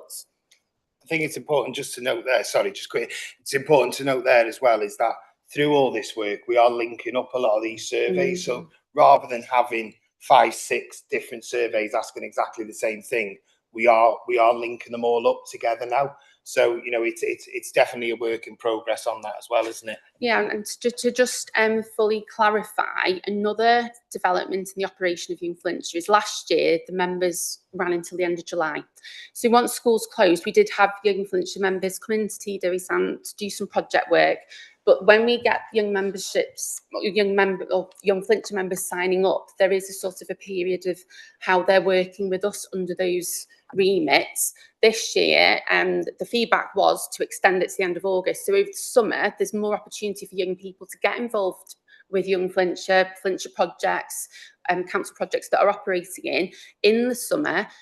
If they, would like to add things to their CV, they want to get involved a bit more, come and get involved with other projects. So we have extended the membership until the end of August, so we can continue that communication with them in the summer holidays, where previously, from learners' perspective, it would have been that school staff link to engage with learners in a school, whereas now the model is we've got learners across all the schools who we can still engage with, who they've got the opportunity to still get involved directly until the end of August, when schools aren't necessarily, you know, doing that every day. You want to come in? Yeah, I think what Councillor Mackey's possibly asking is, what's the difference? What's the impact? Where is it making a difference? I think that's what you're fundamentally asking, Councillor Mackey, aren't you? And I think, you know, what the team are trying to say to you is that, you know, in order to get to the point where tangible differences are made, there has to be a huge amount of engagement with young people first to really understand, you know, what their issues are, what the issues are in their particular community, what's working well there, what isn't working well. So that's why there is such an emphasis on really having those high levels of engagement. But whether we could help, and I suppose as well, then it's how that information is then fed into services like Gwetler. So they may be offering, I don't know, something on the mug, a pitch on a Wednesday night in Flint, but actually if young people are not using it, why are they not using it? And then an opportunity then for those discussions with Gwetler about how they may be able to change their offer. So is there anything really tangible that we can share with the committee where you said, and we did, that something particularly around, you know, the places that young people hang out? I think that was an issue as well, perhaps you didn't reference. Actually, it's a change in use of language.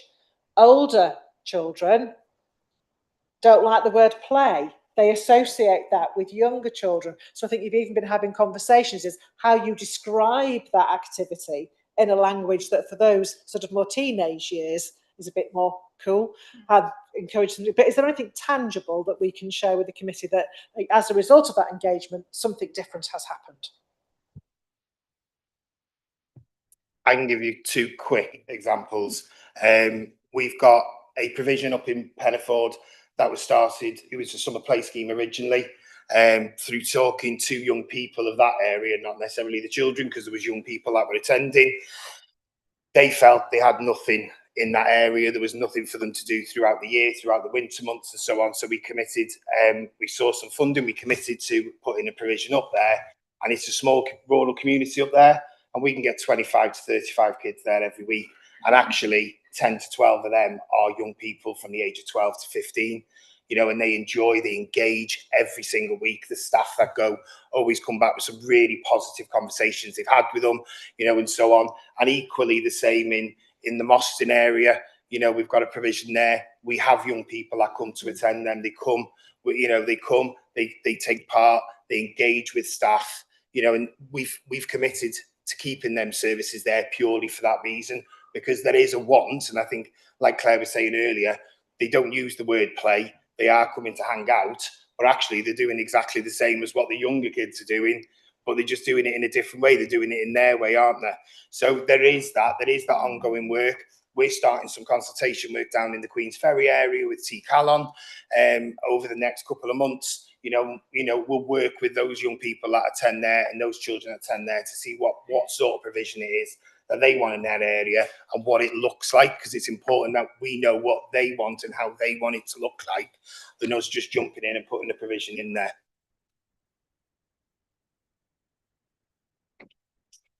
Councillor Mackey, so have you finished? Did you have any more questions? Right, thank you very much. Thank you, Councillor Mackey. Councillor Fran Lister. Diolch. I love this. Thank you so much. I really enjoyed the report, and I especially enjoyed hearing you speak about, well, the collegiate way that it's working and how it's grown so much since this time last year. I think we might have had a young person here talking about Young Flintshire last year, and it just feels like this year that's moved on again, and the whole of Young Flintshire is growing in the way that you would want it to grow. And like you were just saying now about tangible results, we don't necessarily need them right now. What we need, we don't want to pay lip service to what the children want. We want to really listen and make sure that there's long term and it done properly, isn't it? And I feel very confident that you guys are achieving that. So thank you. I had one question. It was quite similar to Councillor Mackey's actually, about the 45 young people. I'm concerned, is that representative, fully representative of society? Have you got like equal number of boys and girls, minority groups represented?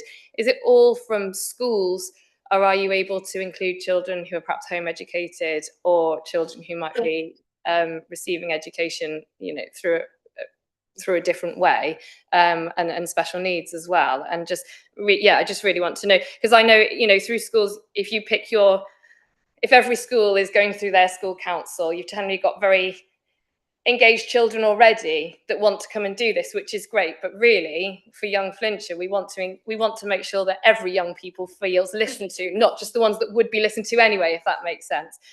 So yeah, I was just wanting a little bit more information about the diversity of the group, really. And then, oh, actually, I'll come at the second point, so far removed from that. Do you mind answering that one first, and then I'll come back?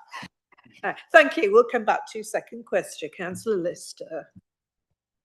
Thank you. Yes, so we can provide that information in more detail. From the model, we've got the school representatives who attend. Youth Council the setup of Youth Council is that anybody can apply for Youth Council in Flintshire.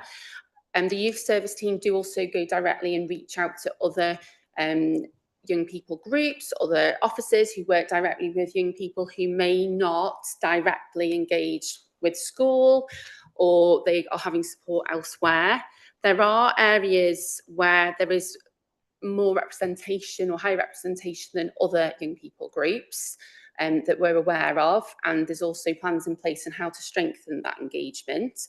But ultimately, all the information that is pulled or collated from the events just get shared. Something that I may not have highlighted in the report as I'm talking about the reports is how this year we do now have a full website. It was your Skullmouse Hyfryd learners who led on the development of the logo, and they actually led workshops for young Flintshire on that. And it's a stunning logo, and there's so much information behind the journey of how it got there as well. But from a sort of a branding perspective, a young Flintshire, the identity, they've got a logo, they've got their web pages. They've also been designing not merchandise, but like pens and promotional things and things for them to help take notes and things like that as well. So having that ownership of the identity of young Flintshire is there. So it's growing in that respect as well and being known more. So you've got that side of it. So there is, from a representation perspective, yes, we do go through school council, and it was in that 24-25 in the pilot, APGs who the plan was, the setup was, the associate pupil governors. But young people fed back at the end of 24-25 that if it's the APGs, they tend to be the ones who are doing the exams. They have a lot going on in school. So they suggested not streamlining it to be APG. So 25-26 has been anybody on school council. It can be an APG, but if you nominate amongst your school council reps of who those representatives can be, it's a bit more open. Then you're getting more breadth of the age range as well, because APGs do tend to be year 10 upwards, and we do have some young learners and young people on the group. And from Youth Council, not everybody on Youth Council is comfortable in a formal environment or coming to face. So Youth Council operate the content that's raised from their workshops or their meetings gets fed through. We have had representation this year from Youth Council members, and it's almost as though because the model is in place and young people are understanding what that model is, and so we seem to be having building up those relationships. And it's quite a big thing, building up relationships when you're not seeing everybody day to day as you would in a school setting. So it's important, from that first face-to-face event in each year of Young Flintshire, that there is team building, that it's not very, very formal directly to begin with, and the relationships that get formed and the rapport, even from straight away, and the engagement officers bring, so that everybody does mingle and get on with the projects, is fantastic. And even to the point in after lunch when we have different representation from learners chairing the meetings on the day, so it's not as though they didn't want a formal chair, vice chair setup of the regular, every time it's the same chair, they switch. So it's very fluid. Councillor Lister, you have another question? Yeah, I've got a couple. Jotting notes down. I really do like the idea of the younger Flintshire as well. And I was just, can you see younger Flintshire becoming to the same extent as young Flintshire? Being a parent of a 9 and 7-year-old, they have a lot to say and they have a lot of thoughts, and to give them that forum would, I think, be absolutely brilliant. So yeah, I'm just interested whether younger Flintshire could grow to this kind of thing as well. And then just finally on that, being a parent of a 7 and 9-year-old. I noticed the survey the other day, it's just gone out, hasn't it, on the council's website, is that the Happy, Healthy, Safe survey. And I noticed it on my social media after the children had gone to bed. And I went to click on it and then I realized it was something that they needed to fill out. So I'm just wondering, how do you make sure that that survey gets to those pupils? Because by the time I woke up in the morning, I'd forgotten it and we've still not done it, kind of thing. So it would be useful if schools could perhaps share it as part of their mailing out, so that we do see it at the same time, at a time that's appropriate for them to fill out. And finally, your workshop next week, is it next week that's planned? Is there any chance that elected members can observe? If we're DBS for Flintshire. We have Eston observing. No, not keep away, but what we don't want to do is to overface the young people with too many adults in the room. It just so happened that when Eston indicated the 2 dates for them to come and do their preliminary visits as part of the inspection process, that the day of the Young Flintshire, which obviously has been a key strategic priority for us over the last 2 years, were in session. So I did discuss with the lead inspector, because normally they would interview a group of young people anyway as part of that process. So it's serendipitous. It wasn't formally created to happen on the same day, but it has. So actually, there will be members of Eston observing on that day. So I think to have too many adults in the room might be, but I mean, I'm sure perhaps we could have a conversation, perhaps with 1 or 2, because I think, again, that would demonstrate the commitment of our elected members on this committee to the Young Flintshire proposal. So, Emma, I'm more than happy to have that conversation. And perhaps if we could have perhaps even just 1 or 2 nominations from the committee who would be available next Wednesday morning. You know, if young people, because I've said to Emma as well, it's really important, obviously, that we advise the young people that there are going to be adult visitors to their meeting and that they are comfortable with that. But I would be more than happy to try and find a way to facilitate, as long as it's not too many. I put my name forward if that is a possibility, because I just sounded just so brilliant and so in tune with, yeah, the sort of challenges we face with young people, to listen to how you work with them. And it does just sound very exciting and I'd like to see it, but if it is possible. Yeah, and I guess all of this links quite nicely to what I said right at the start about the social media ban, or potentially, and I think Young Flintshire will have a big part to play in kind of addressing those difficulties and trying to capitalize on, you know, the benefits of not being on your social media, doing nothing all the time, and making sure that the groups that are on offer meet the needs of the children that we've got now, because society has changed a lot since the rise of social media, and perhaps the choir, you know, whatever it is that was popular before the rise of social media isn't the same thing, isn't appropriate now. But to use Young Flintshire's involvement and to be really prepared for that, so that there isn't that period when the ban hits. I'm very concerned, I think, that when the ban is announced, that we isolate a lot of children that have come to learn how to socialise and be friends through a computer screen and don't know how to do it. And I think the council has a really important role to make sure that we help children through that. And yeah, thank you. Thank you. Was there anything you want to pick out from council list? Just comments. Thank you. Just on the Younger Flintshire model, so we are looking at how we can evolve that to become something similar to Young Flintshire.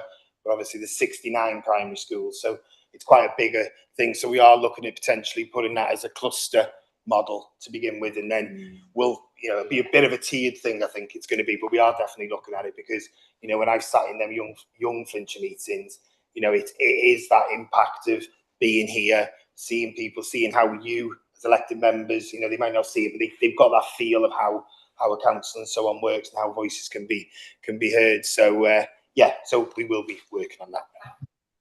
I think Councillor Eastwood wants to come in at this point. Thank you. Yeah, I really do hope that the Younger Flintshire does continue to grow as it does. But of course, the children in our primary schools can take credit for starting Young Flintshire, because it was their visits to me as chair that gave us the seed of the idea to have and to develop something for the secondary school children as well, didn't they? So we can thank the primary school children already for their contributions. Whilst I've got the mic, I'd also like to commend the team because you work incredibly hard as always, but as has already been picked up, this isn't a lip service exercise, is it? I think back to the first meeting that we held, the pilot one, and to the more recent ones that we have, and the change has been significant, hasn't it? And that's all come about because you've actually listened to the young people, you've listened to the teachers, and you've really worked hard to bridge the obstacles to actually reaching out to all our young people. So the people who are home educated, the needs that, you know, so much thought goes into how to reach everybody, not just the ones who are in school. So I'd just like to formally say diolch yn fawr. I'm really looking forward to the meeting next week. I can do this one. And to carry on, because I can see that feeding into the participation strategy, into the belonging strategy, into all the different officers working together to kind of increase that engagement with our young people. And I think that if you go to 104, the fact that the officers and young people want to spend more time in these meetings is a true testament to how it's working and how they feel their voices are being heard. It's worth their while to engage fully with the council. It's worthwhile for the officers to engage fully with young people, and I think that's the best testament. So go for it. Thank you. Anything else, Councillor Lister? No. Thank you. Councillor Pam Banks online. Welcome, Pam. Thank you, Chair. First of all, I'd like to congratulate them, the team, on what they do in Mostyn and Penafort. The amount of children that go to the clubs that they have there is absolutely amazing. And they're all happy, they all enjoy it. And as you know, there ain't really a lot in Mostyn or Penafort for the children to do. And they do look forward to it, you know, when it's on. So thank you for that.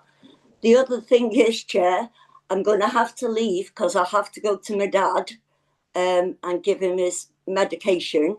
But it's been an interesting meeting, even though I hated school.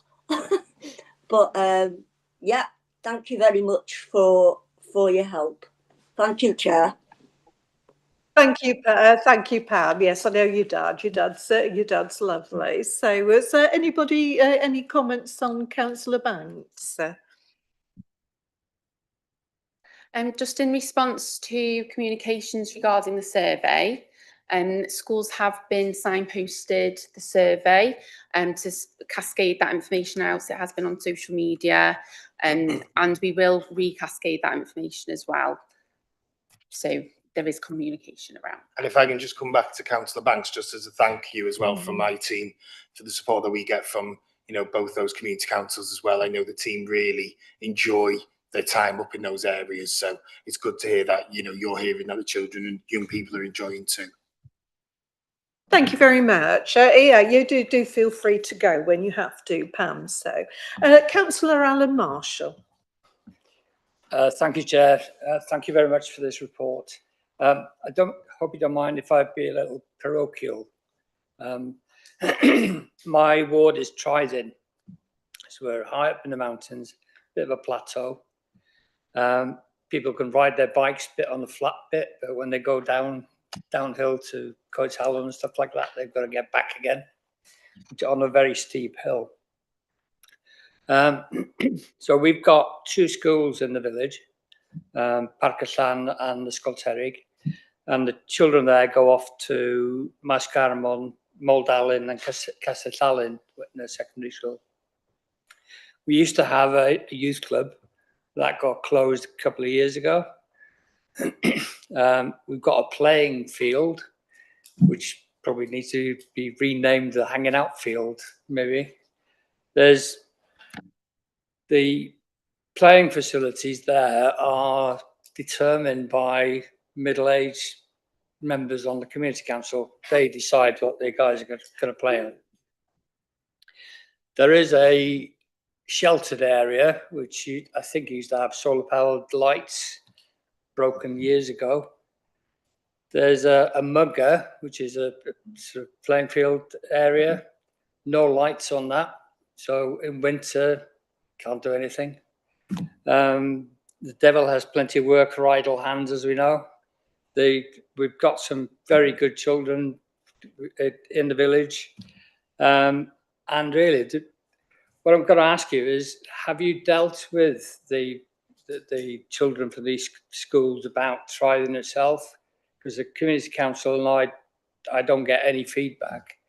The community council is looking for projects to do to enhance the village, the playing area, or the hanging out area. You know, sort of, could we put the lights in, solar panel lights in this little sheltered area? And that's about it, yeah, if you can help us with that, thank you. Thank you. Any comments? We have been into Ysgol Terrig quite a few times.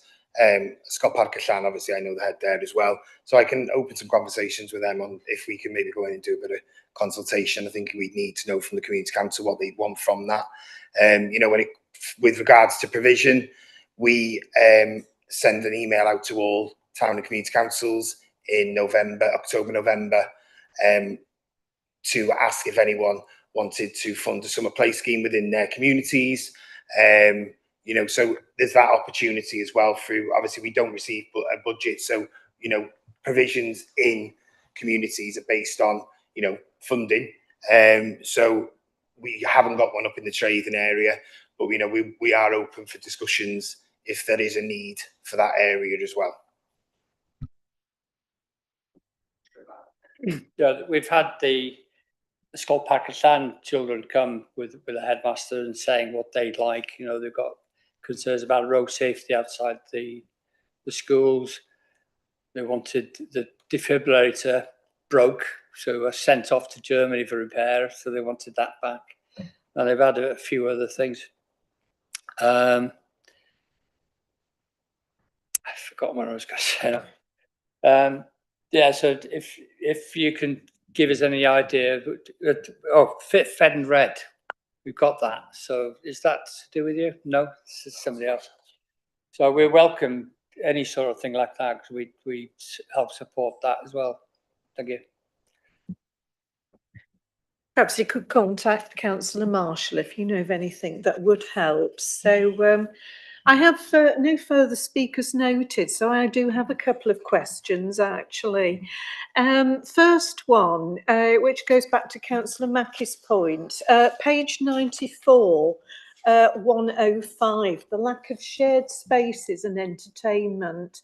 We want more youth-friendly spaces where young people can socialise, enjoy activities without feeling unwanted or unsafe. I did want to flag up at this point, and Darren will know this, that he's recently, along with Matt from the Youth Service, helped to launch a tremendously successful youth club at Trelawnyd Village Hall. And this is in partnership with the Trelawnyd Community Association. It's run by enthusiastic parents and volunteers, but Matt and Darren have been extremely helpful in helping to find resources and funding and guidelines and advice and also training. I've heard excellent reports as well of a similar youth club in Broughton, which Councillor Chrissy G was telling me about. So I suppose my question here, could you assist other councillors in setting up similar facilities in their wards? I just want to say here, I was at Trelawnyd Youth Club a couple of weeks ago. I pop in about once a month, and during the whole 2 hours I was there, not one single young person pulled their phone out and looked at it. There was such a variety of activities for them to do, and for 2 hours not a single one of them looked at their mobile phone. So is this something that you might be able to assist councillors to set up if there is, you know, enthusiasm, a place and volunteers and so on? Thank you. Yeah, I think the Trelawnyd one's a prime example on that. You know, we know capacity is not what it used to be, and we want to support more provision for young people out there, and if we've got budding volunteers within communities like the one in Trelawney, of course we'll come out and support. You know, we may not be able to always offer financial support, but when it comes to things like training, resources, you know, advice, support, that we can offer them. So yeah, it's definitely a conversation we'd be happy to have. I mean, I do recommend this model to anybody who's interested. My second question is on page 97, and it is to do with our youth club at Trelawney, but also I know that Councillor Chrissy G is interested in this. The Youth Fund, paragraph 1.111, where young people can apply for small grants. These applications are discussed by the Flintshire Youth Council, available to individuals and groups. I do think that's something that some of the people who attend our youth club might be interested in. And we were wondering who the contact would be for that and what the process would be. Yeah, so that is a new initiative. It is currently set up in place, but it's not officially been launched. The intention is it to fully launch in September, but they will be doing a pilot in the upcoming months. So I can put you directly in contact with the officers who are overseeing it, to explore that. There is promotional guidance and information more that we can send on as well for that. Lovely. I'm very interested in seeing that. So I know with Councillor Chrissy G and possibly Councillor Marshall, but I will bring that back to this committee at a later stage. So thank you. Those were my two questions. I have no further questions. So noted. So if we can look at, we have one recommendation on page 91. That we note the contents of the report and we're assured by the progress of the participation model. Do we have somebody who'd like to move that? Councillor Lister. Yes, yes. Do we need to vote on that, or can we just? If Councillor Lister's moving that, we just need a seconder for that. All right, right. Anybody like to second Councillor Lister's recommendation that we change assured to congratulate? Councillor Gladys Healy. All in favour? Thank you. Unanimous, Chair. Unanimous. So if we can go back then to our amended recommendation, can I have a mover for that? Oh, that's it. You took a vote on that. All right then. Right, that's great. Right. Now then, it's 5-4. So I suggest that we only have one item left, but I do suggest we take a comfort break at this point. 10 minutes if we come back at 4:05. Is that sufficient for everybody? Are you, everybody okay with 10 minutes? Right. Lovely. Thank you very much. I'll see you at 4:05. Thank you, Emma. Check what it was that you were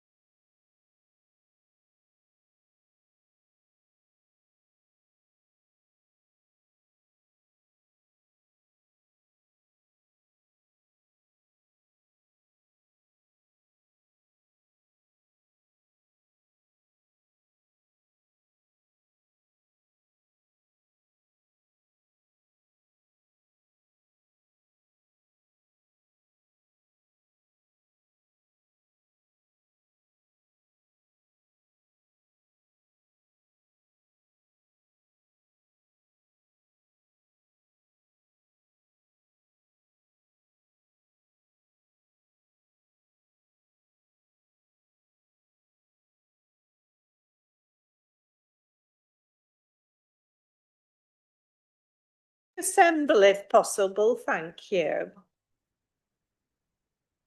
Page are we on?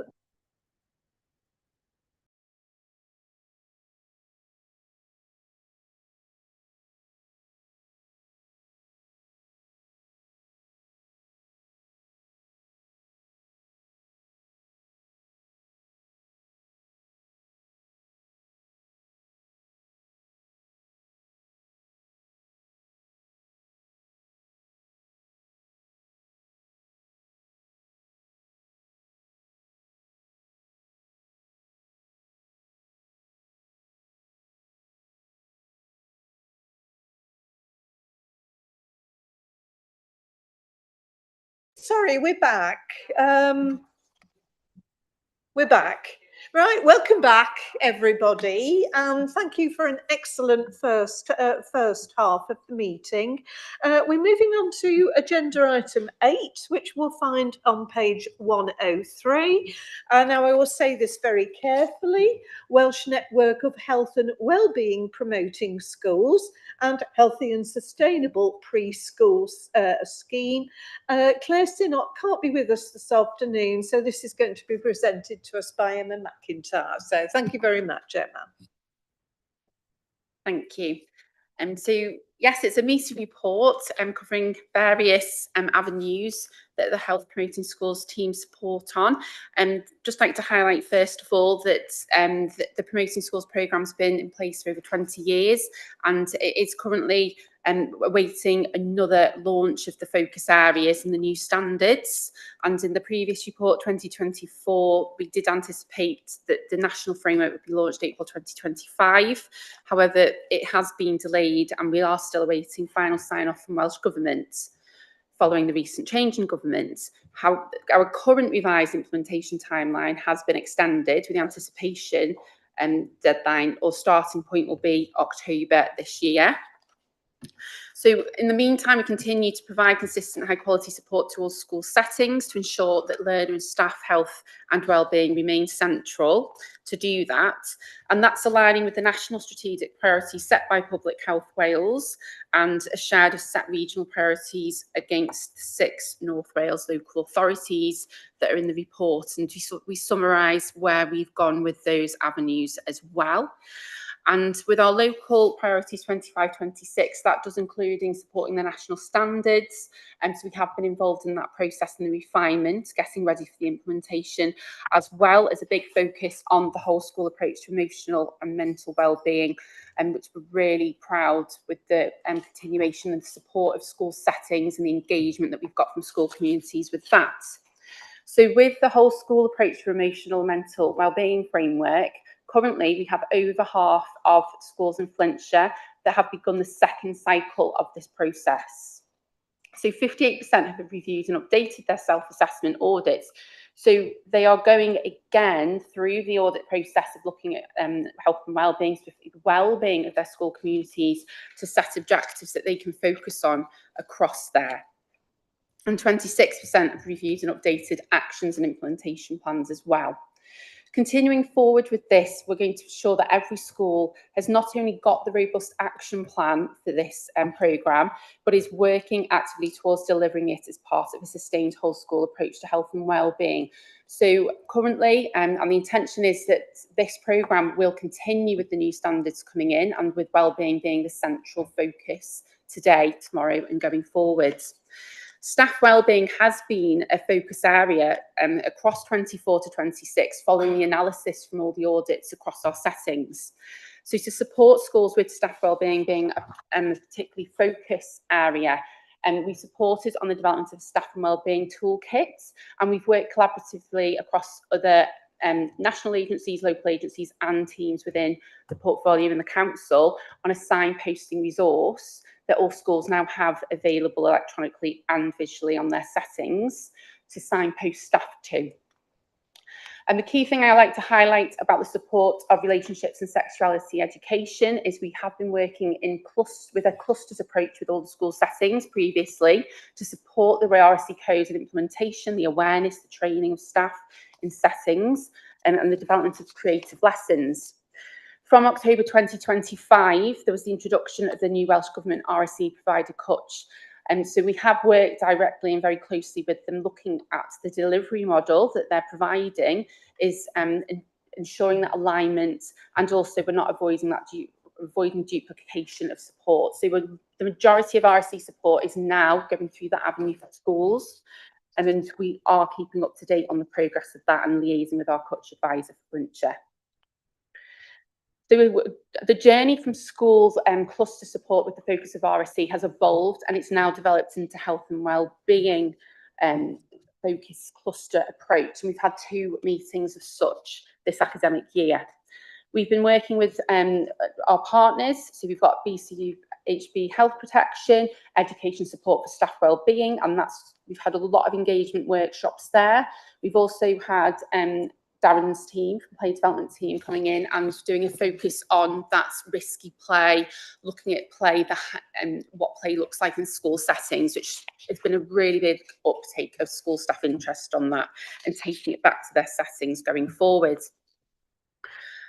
A focus area with food and nutrition. In the last few years, we have been done a lot of work with food and drink provision in school settings with learner voice, and work closely with secondary school representation learners, coming together to look at that and develop menus and that engagement and healthy eating messaging, and supported schools establishing, in some cases, re-establishing stag groups, their school nutrition action groups as well, where they will look at their community focused messaging and also feed into the governor's report around healthy eating messaging as well. The Food and Fun programme in Flintshire is still continued to be a success, with its launch 2018, and through that we currently continue to expand. So this year we've got 11 schools, 7 primary, 2 special and 2 secondary, with 12 cohorts confirmed this summer, which is demonstrating the brilliant engagement and ongoing commitment to supporting learner health and wellbeing, and also the impact that can have on transition and the journey from primary to secondary schools as well, and the relationships that get built. SHERN has been in place, and we've been supporting SHERN in Flintshire since 2017, and our secondary schools continue to participate in the survey on a 2-year cycle. This has been further strengthened with our primary introduction of SHERN, and we're currently, at the moment, nationally, there's an invitation to uptake for this autumn, which is the 3rd round of primary SHERN. In the last primary SHERN in 2024, we had 10 out of our 64 primary schools that took part, and so the invitation now is to increase that going forward. However, what's really interesting about the primary SHERN offer is that it does focus a lot on transition questions, and the schools that have been engaged with SHERN primary have already started those relationships with their secondary on transition and using that data. And recently we've had primary schools share their experiences of how that data is helping the transition programme with their secondary and supporting learners. Secondary data identified that substance misuse is currently a key priority going forward, and it's interesting that aligns with the information that's coming from young people in the survey that Young Flintshire supported on last year. So we're continuing to focus on that going forward, and vaping has also increased as well over the last few years, with cannabis offered too. So we're going to continue our work with Jamie Waugh and Nikki Evans from Youth Justice and Flintshire Sorted. Looking ahead, so we're really keen to improve the primary SHERN relationships and to promote that, and it has gone across the clusters as well. So our secondary health and wellbeing leads are supporting primaries with that side of things. Our engagement with Healthy and Sustainable Preschool scheme has continued to grow, with 55 settings now participating in 2026. So that's been increasingly aligned also with Curriculum for Wales, with the inputs that we're supporting there, and the Flying Start frameworks. As a result, the review of the scheme is currently underway as well, so just acknowledge where it's up to, if there's any amendments that can be made, and to fully integrate wiser with early years priorities. Across partnership working with national frameworks is key across all of the work that we're doing, and it's also, as well as national partners, it's working collaboratively within the council on different projects as well, and collaborative working has definitely enhanced in the last few years. We have been working on and coming to the end of the key, the anti-bullying programme, working with a number of primary schools, and that's been shown as a very proactive preventative approach adopted through our primary provision. And we're just at the point now of collating all of that information to feed back and looking at continuing some of those aspects going forward next year. Period dignity has evolved dramatically, and what we've been doing there is looking at the period proud Flintshire branding, adopting that from Welsh Government. What's a big substantial development there is the outreach to communities that we have developed over the last few years. So, for example, from 24 to 25, we've been working with 81 community settings, and that's looking at food bank provision, sports centres, and now 25-26, we increased dramatically to 132. And again, that's by outreach, looking at the communities and using quite an innovative approach to allocating funds for period dignity grants as an e-voucher system rather than putting the money directly into the accounts per se. We've also been doing a lot of outreach work as well. So we predominantly do support school settings, but we've been doing more community work. We've been attending markets, we've been attending libraries, promoting our Healthy Schools scheme, but also Period Proud Flintshire, and starting these conversations in the community about the provision that we can support children and families and young people. And continuing from there, with the Young Flintshire that we've been speaking about already this afternoon, we've been working collaboratively across teams to support on that as well. And it's been really good to see that engagement. We've also been supporting on the policy development across school settings, as with other teams across the council, and particularly something that's been asked for schools during this academic year is a wellbeing policy.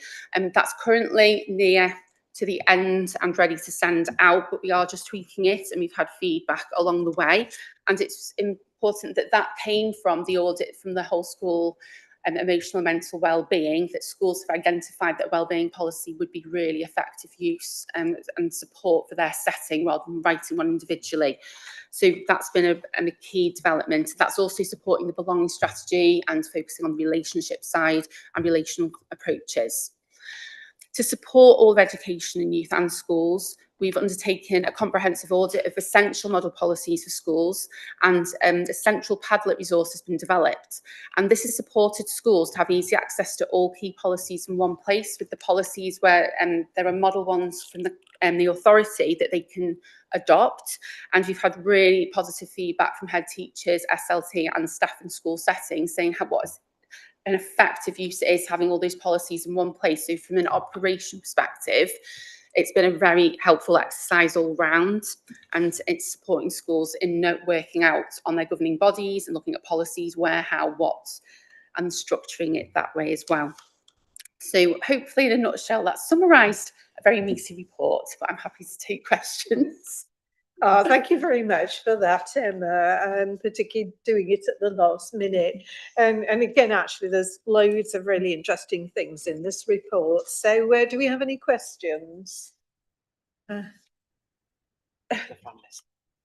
Councillor Fran Lister.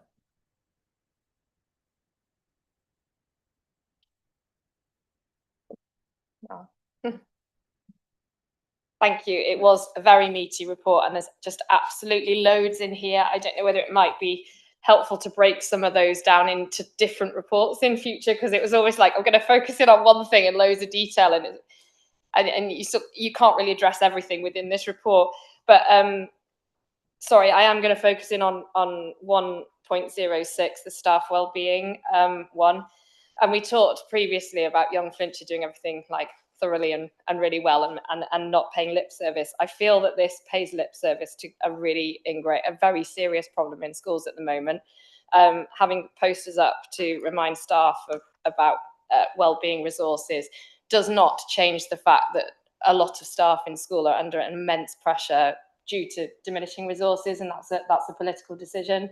That's on us really. And I just feel like, yeah, that particular part of this report is paying lip service to a problem that we need to look at in in a lot more detail about how we look after our staff in our school. Our head teachers, a lot of us are governors in school.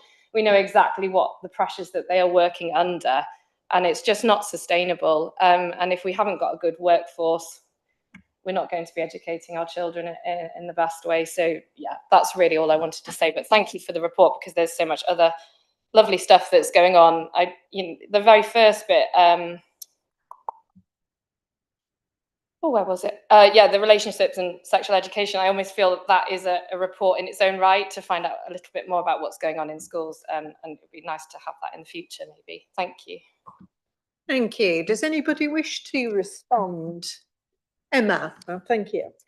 Thank you. I think regarding staff wellbeing and the poster itself, the signposting to the offer and the resources and provision to support staff from that poster, aside from the poster has been cascaded. We have had agencies come in. Education support has been really crucial to some of our school settings. So the educational support, if you're not aware, and I can signpost further information, provides coaching, 6 sessions for leadership, middle managers and above. They can come in and work with schools directly. And they are doing pilots in some of our secondaries and primaries at the moment, where they will go in and speak to, they will support schools with a detailed survey of specific questions to find out staff stresses and areas to focus on. And we've currently, last week, had a secondary where education support team went in and spent 2 hours with the whole of the SLT team to really just home in on staff wellbeing. And it is a very big, important and sensitive topic. And that's where teams such as education support have got that funding from Welsh Government, have got that time allocation, and will go and have availability to go into all schools to do that. And all that needs to happen is signposting schools to them, or schools can go directly to education support. Statistics are given to local authorities on the uptake of that, and we are in regular contact, monthly contact with education support to see, well, what's the feedback generally, without schools being named, and the areas that are being picked up on, and things like that. So there are avenues there.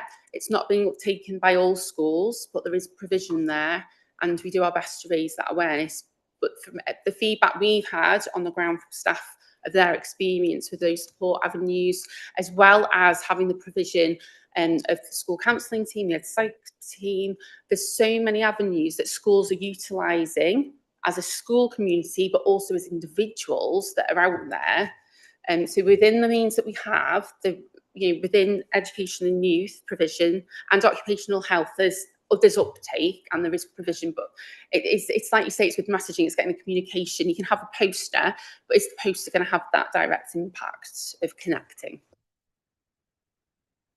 And more to that, I mean, that's wonderful that the resources are there to treat the symptoms of a problem that is deeper than just, there are too many members of staff experiencing difficulties in their well-being for it to be, oh, let's just give, this is your support when you're under this pressure. It's about how we choose to resource our schools, and and try to alleviate the immense pressure that a lot of the staff are under because of underfunding, and because of like extra things that are coming into education now that haven't had to necessarily be addressed. There are just a lot of pressures, aren't there?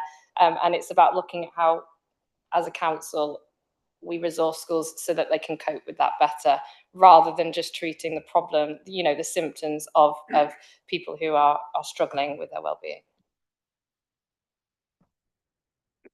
Okay, thank you. Thanks, Councillor Lister. Thanks, Emma. I mean, I do know when I taught at College Llandrethlo, which is some years ago, we had access to a lot of resources, including the emotional wellbeing hub, but this in itself could be the subject of a whole report, couldn't it? So, Councillor Dave Healy. Thank you. I appreciate it could be, well, perhaps it should be the subject of a further report, and perhaps as a part 2. I'd like to support Councillor Lister in her flagging up the issue of staff wellbeing, and I think that there are cases of staff that are looking for some more support in addition to signposting, And in particular, I would say that some of our head teachers, particularly with the budget cuts that they're having to make and the staffing restructuring that could lead to redundancies or people losing their TLR or whatever, I think they are under immense pressure with regard to this and the possible backlash from staff and from unions. And I think one of the things that is being requested on the part of some head teachers at any rate is perhaps it would be helpful if the authority strengthened their hand in this difficult situation by having, say, a staffing template for schools of a particular size, so that if you're a school of this size, you have this number of staff, this number of TLRs. In a significant secondary school, for example, you have this number of people who are IT assistants or IT coordinators or whatever, people, non-teaching staff or what have you, that there is some template for a staffing structure that could strengthen the hands of head teachers in making the difficult decisions that they're having to do in restructuring their staffing in order to make some moves towards having a balanced budget. Because that is, I think, a major staffing thing. What I've found in schools in Wales is that, and I think it's embedded now and it can't be altered, there is a different staffing structure in secondary schools than there is from schools in England, and it is to some extent more expensive. And that is because there's a tendency to have another tier of middle management, learning area managers or heads of faculty. I was one, head of humanities over geography, religious studies, RE, and other subjects as well. And then I became learning area manager doing the same thing. But when I was in 2 English schools in England, they didn't have that. The heads liaised directly with heads of departments, and they didn't have that additional level of management. So it works, but within the context of Wales, what you've got is areas of learning experience, which are on a kind of faculty or learning area basis, and that needs to be coordinated. But that must be, I think, something specific to Wales. That means we have a more expensive way of managing secondary schools than would otherwise be the case. Correct me if I'm wrong, but I think that's the case. Thank you, Councillor Healy. Does anybody want to respond? Chief Officer. Yeah, thank you, Councillor Healy. I mean, I think obviously we know in Wales we actually have a different curriculum structure, don't we? So that's the starting point for schools. We offer a different curriculum model. We have local management of schools, and actually it is for head teachers and governing bodies to determine the appropriate structure within their schools rather than the local authority impose a standard template, because every school is different. Its community is different, its makeup is different, its building is different, the number of pupils it's got, it's different. So it would be impossible, I would say, for the local authority to issue a standard template, because those decisions have to be determined locally. And that's the purpose of the local management of schools. That's what the legislation provides for. I mean, I know our head teacher colleagues are well supported by their school improvement advisors. That's their first point of contact in terms of that representative of the local authority school improvement team. And they, you know, that a lot of the conversations will be around, you know, what's your curriculum offer? What's your leadership and management structure that's going to help you, you know, deliver that, monitor that, ensure it's being effective. Obviously, they get support as well through our finance and our HR colleagues as well. And, you know, I'm not underestimating the challenges that our schools face. We had a very constructive school budget forum meeting this morning, didn't we, Councillor Eastwood, where some of these issues were discussed. So I said, I don't think we can ever get to that model of one size fits all. I'm in no position to make any direct comparisons in terms of cost Of course, we've got, you know, in the main, we have, you know, local authority structures for education services in Wales and England. We know there's been significant diversion now, haven't we, with academy structures and things like that. So again, it's a bit apples and pears really, isn't it, in terms of making those comparisons.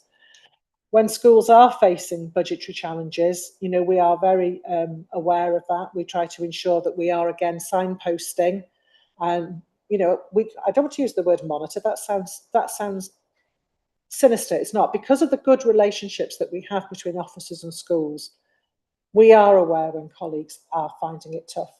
And we do our best to wrap our support around them in terms of, sort of say, the contact with officers within the portfolio, directing them to the appropriate experts in mental health and well-being, whether that's through, as Emma said, you know, the use of the education spot there. You know, it's a really, really good offer that they make for schools.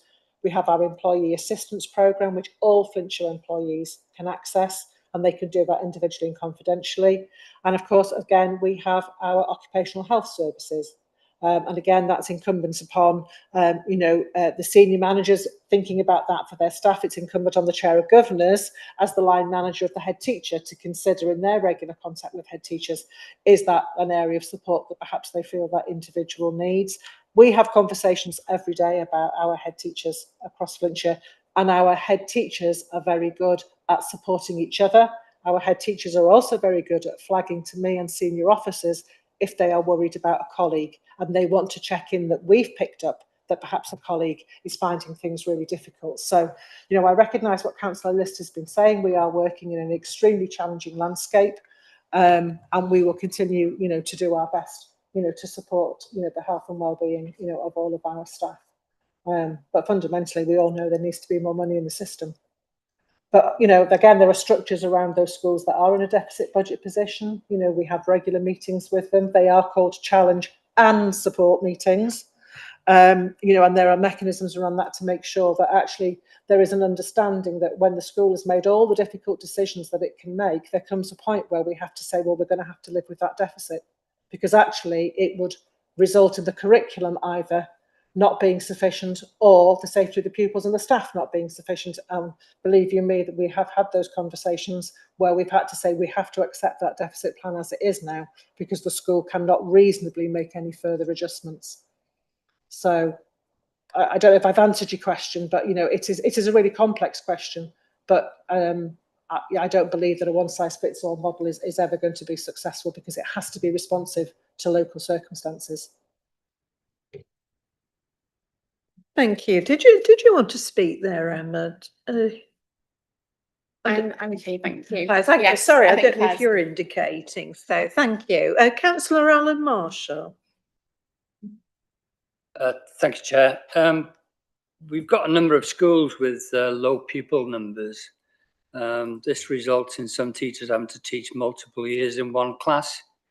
Do these teachers suffer from stress, and is it affecting their well-being?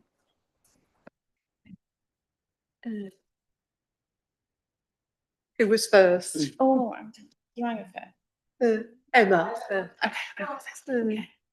I wouldn't. We don't track that or aware of the overview of the landscape of that. I am aware of settings that I've liaised with, and that model is taking place with some year groups or across all year groups. And the conversations that I've had with staff or school staff collectively in that setting around that is it's another journey. And there are some staff who have been doing that for a number of years, and it's the way that they do deliver the curriculum, and they're used to that. There's some staff, due to the low numbers that may be taking place in some settings, who are becoming quite new at that delivery when they've been used to doing one year group. So there's a lot of peer support from the settings I'm aware of, where they are saying, oh, you've been teaching 2 year groups at the same time. How do you go about that from a management, from a planning perspective? But there's a lot, so amongst the clusters or amongst staff and school staff in Flintshire, there's a lot of collaborative working. There's a lot of peer-to-peer support and learning from each other. And it's really nice to see that that's the everyday working. People aren't protective of the way of working. They're very adaptable. But that's not something that I can sit here and say we've done an oversight of what that is well-being wise. From my observations, that's what I'm aware of. Did you want to speak, Chief Officer? No, I think Emma's answered that question really. Okay. All right, is that fine? All right, Councillor Marshall. Councillor Gladys Healy. Thank you, Chair. I've got a question, but I have to say something as well here. We are talking of tears. In my old age, I would hate to see our education go like our health, with tears of managers and this. And then who suffers? Who suffers in the end? As we have seen in the health, it's the patient. And I would hate to see our children, because of tears, suffer in their education. Secondly, my question is here. You say we have got Oki Health in education.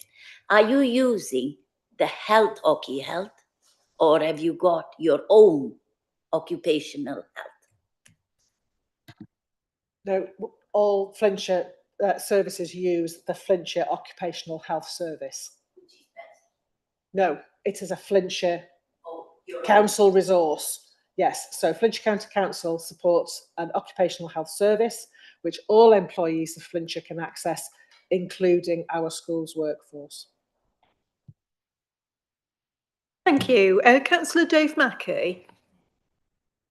Thank you very much, Chair. I want to support exactly what Councillor Lister has said about the report and about what's happening out there. And when I was managing staff, there were certain situations which were triggers. If I heard that one of my staff had been in tears, then wow, I would have been on that in a flash. Because that should never, ever, ever, ever happen in the workplace, in my opinion. There's no doubt at all that our school staff are under immense pressure. And that isn't in the report. There is no doubt at all. And it's because of the financial situation. It's because our schools are trying so hard to provide the best level of education they can within a reduced budget. And I think everything Councillor Lister said is my experience and the things that come to me as well. Thank you. Thank you, Councillor Mackey. Does anybody wish to respond? Chief Officer.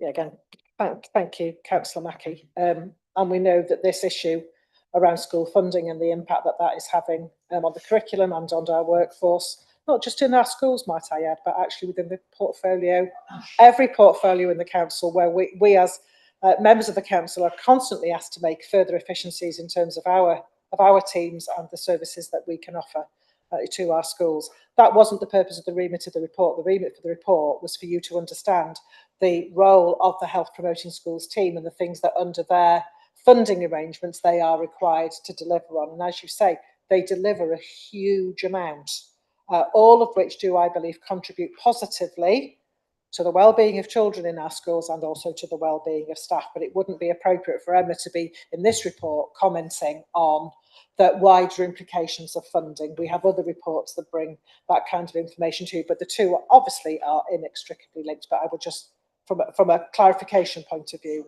no, I absolutely understand that. You know, you're a long-standing member of this committee and a dedicated governor, and you know, as many members of the committee are, and you know firsthand the difficult decisions that are being made in schools every day. But schools, again, it was recognised in the school budget forum this morning, you know, were you know, very positive about the decision made by the council not to top slice school budgets this financial year, and to obviously recycle the funding as well from what effectively should have been taken out of the schools quantum in terms of the reduction in pupil numbers not being taken out and being recycled back in terms of trying to support some of the pressures around additional learning needs. So, yeah, none of us underestimate the challenge of the circumstances, but I think what this report shows you, and this is a very small team, how many people in the team, Emma? I'm going to say four. No, not full-time, no. So 4 members of staff supporting 78 schools and 55 preschool settings as well to promote this scheme, which is obviously comes through Public Health Wales. So I think they do a tremendous amount of work across, a huge audience really. And as you can see from the report, the different aspects that they are required to deliver on because of the grant funding that does come into the council. So I welcome your recognition of the positive work that the team are doing, and they do make a difference, because actually if that team wasn't there, how would any of that be addressed? They wouldn't be the resource to do that. So thank you very much indeed. Thank you. I mean, it is a very full report. You could almost have a separate report on most of the items in it. I do have a couple of questions myself, and the first is to do with 1.21 on page 103, toilet strategy.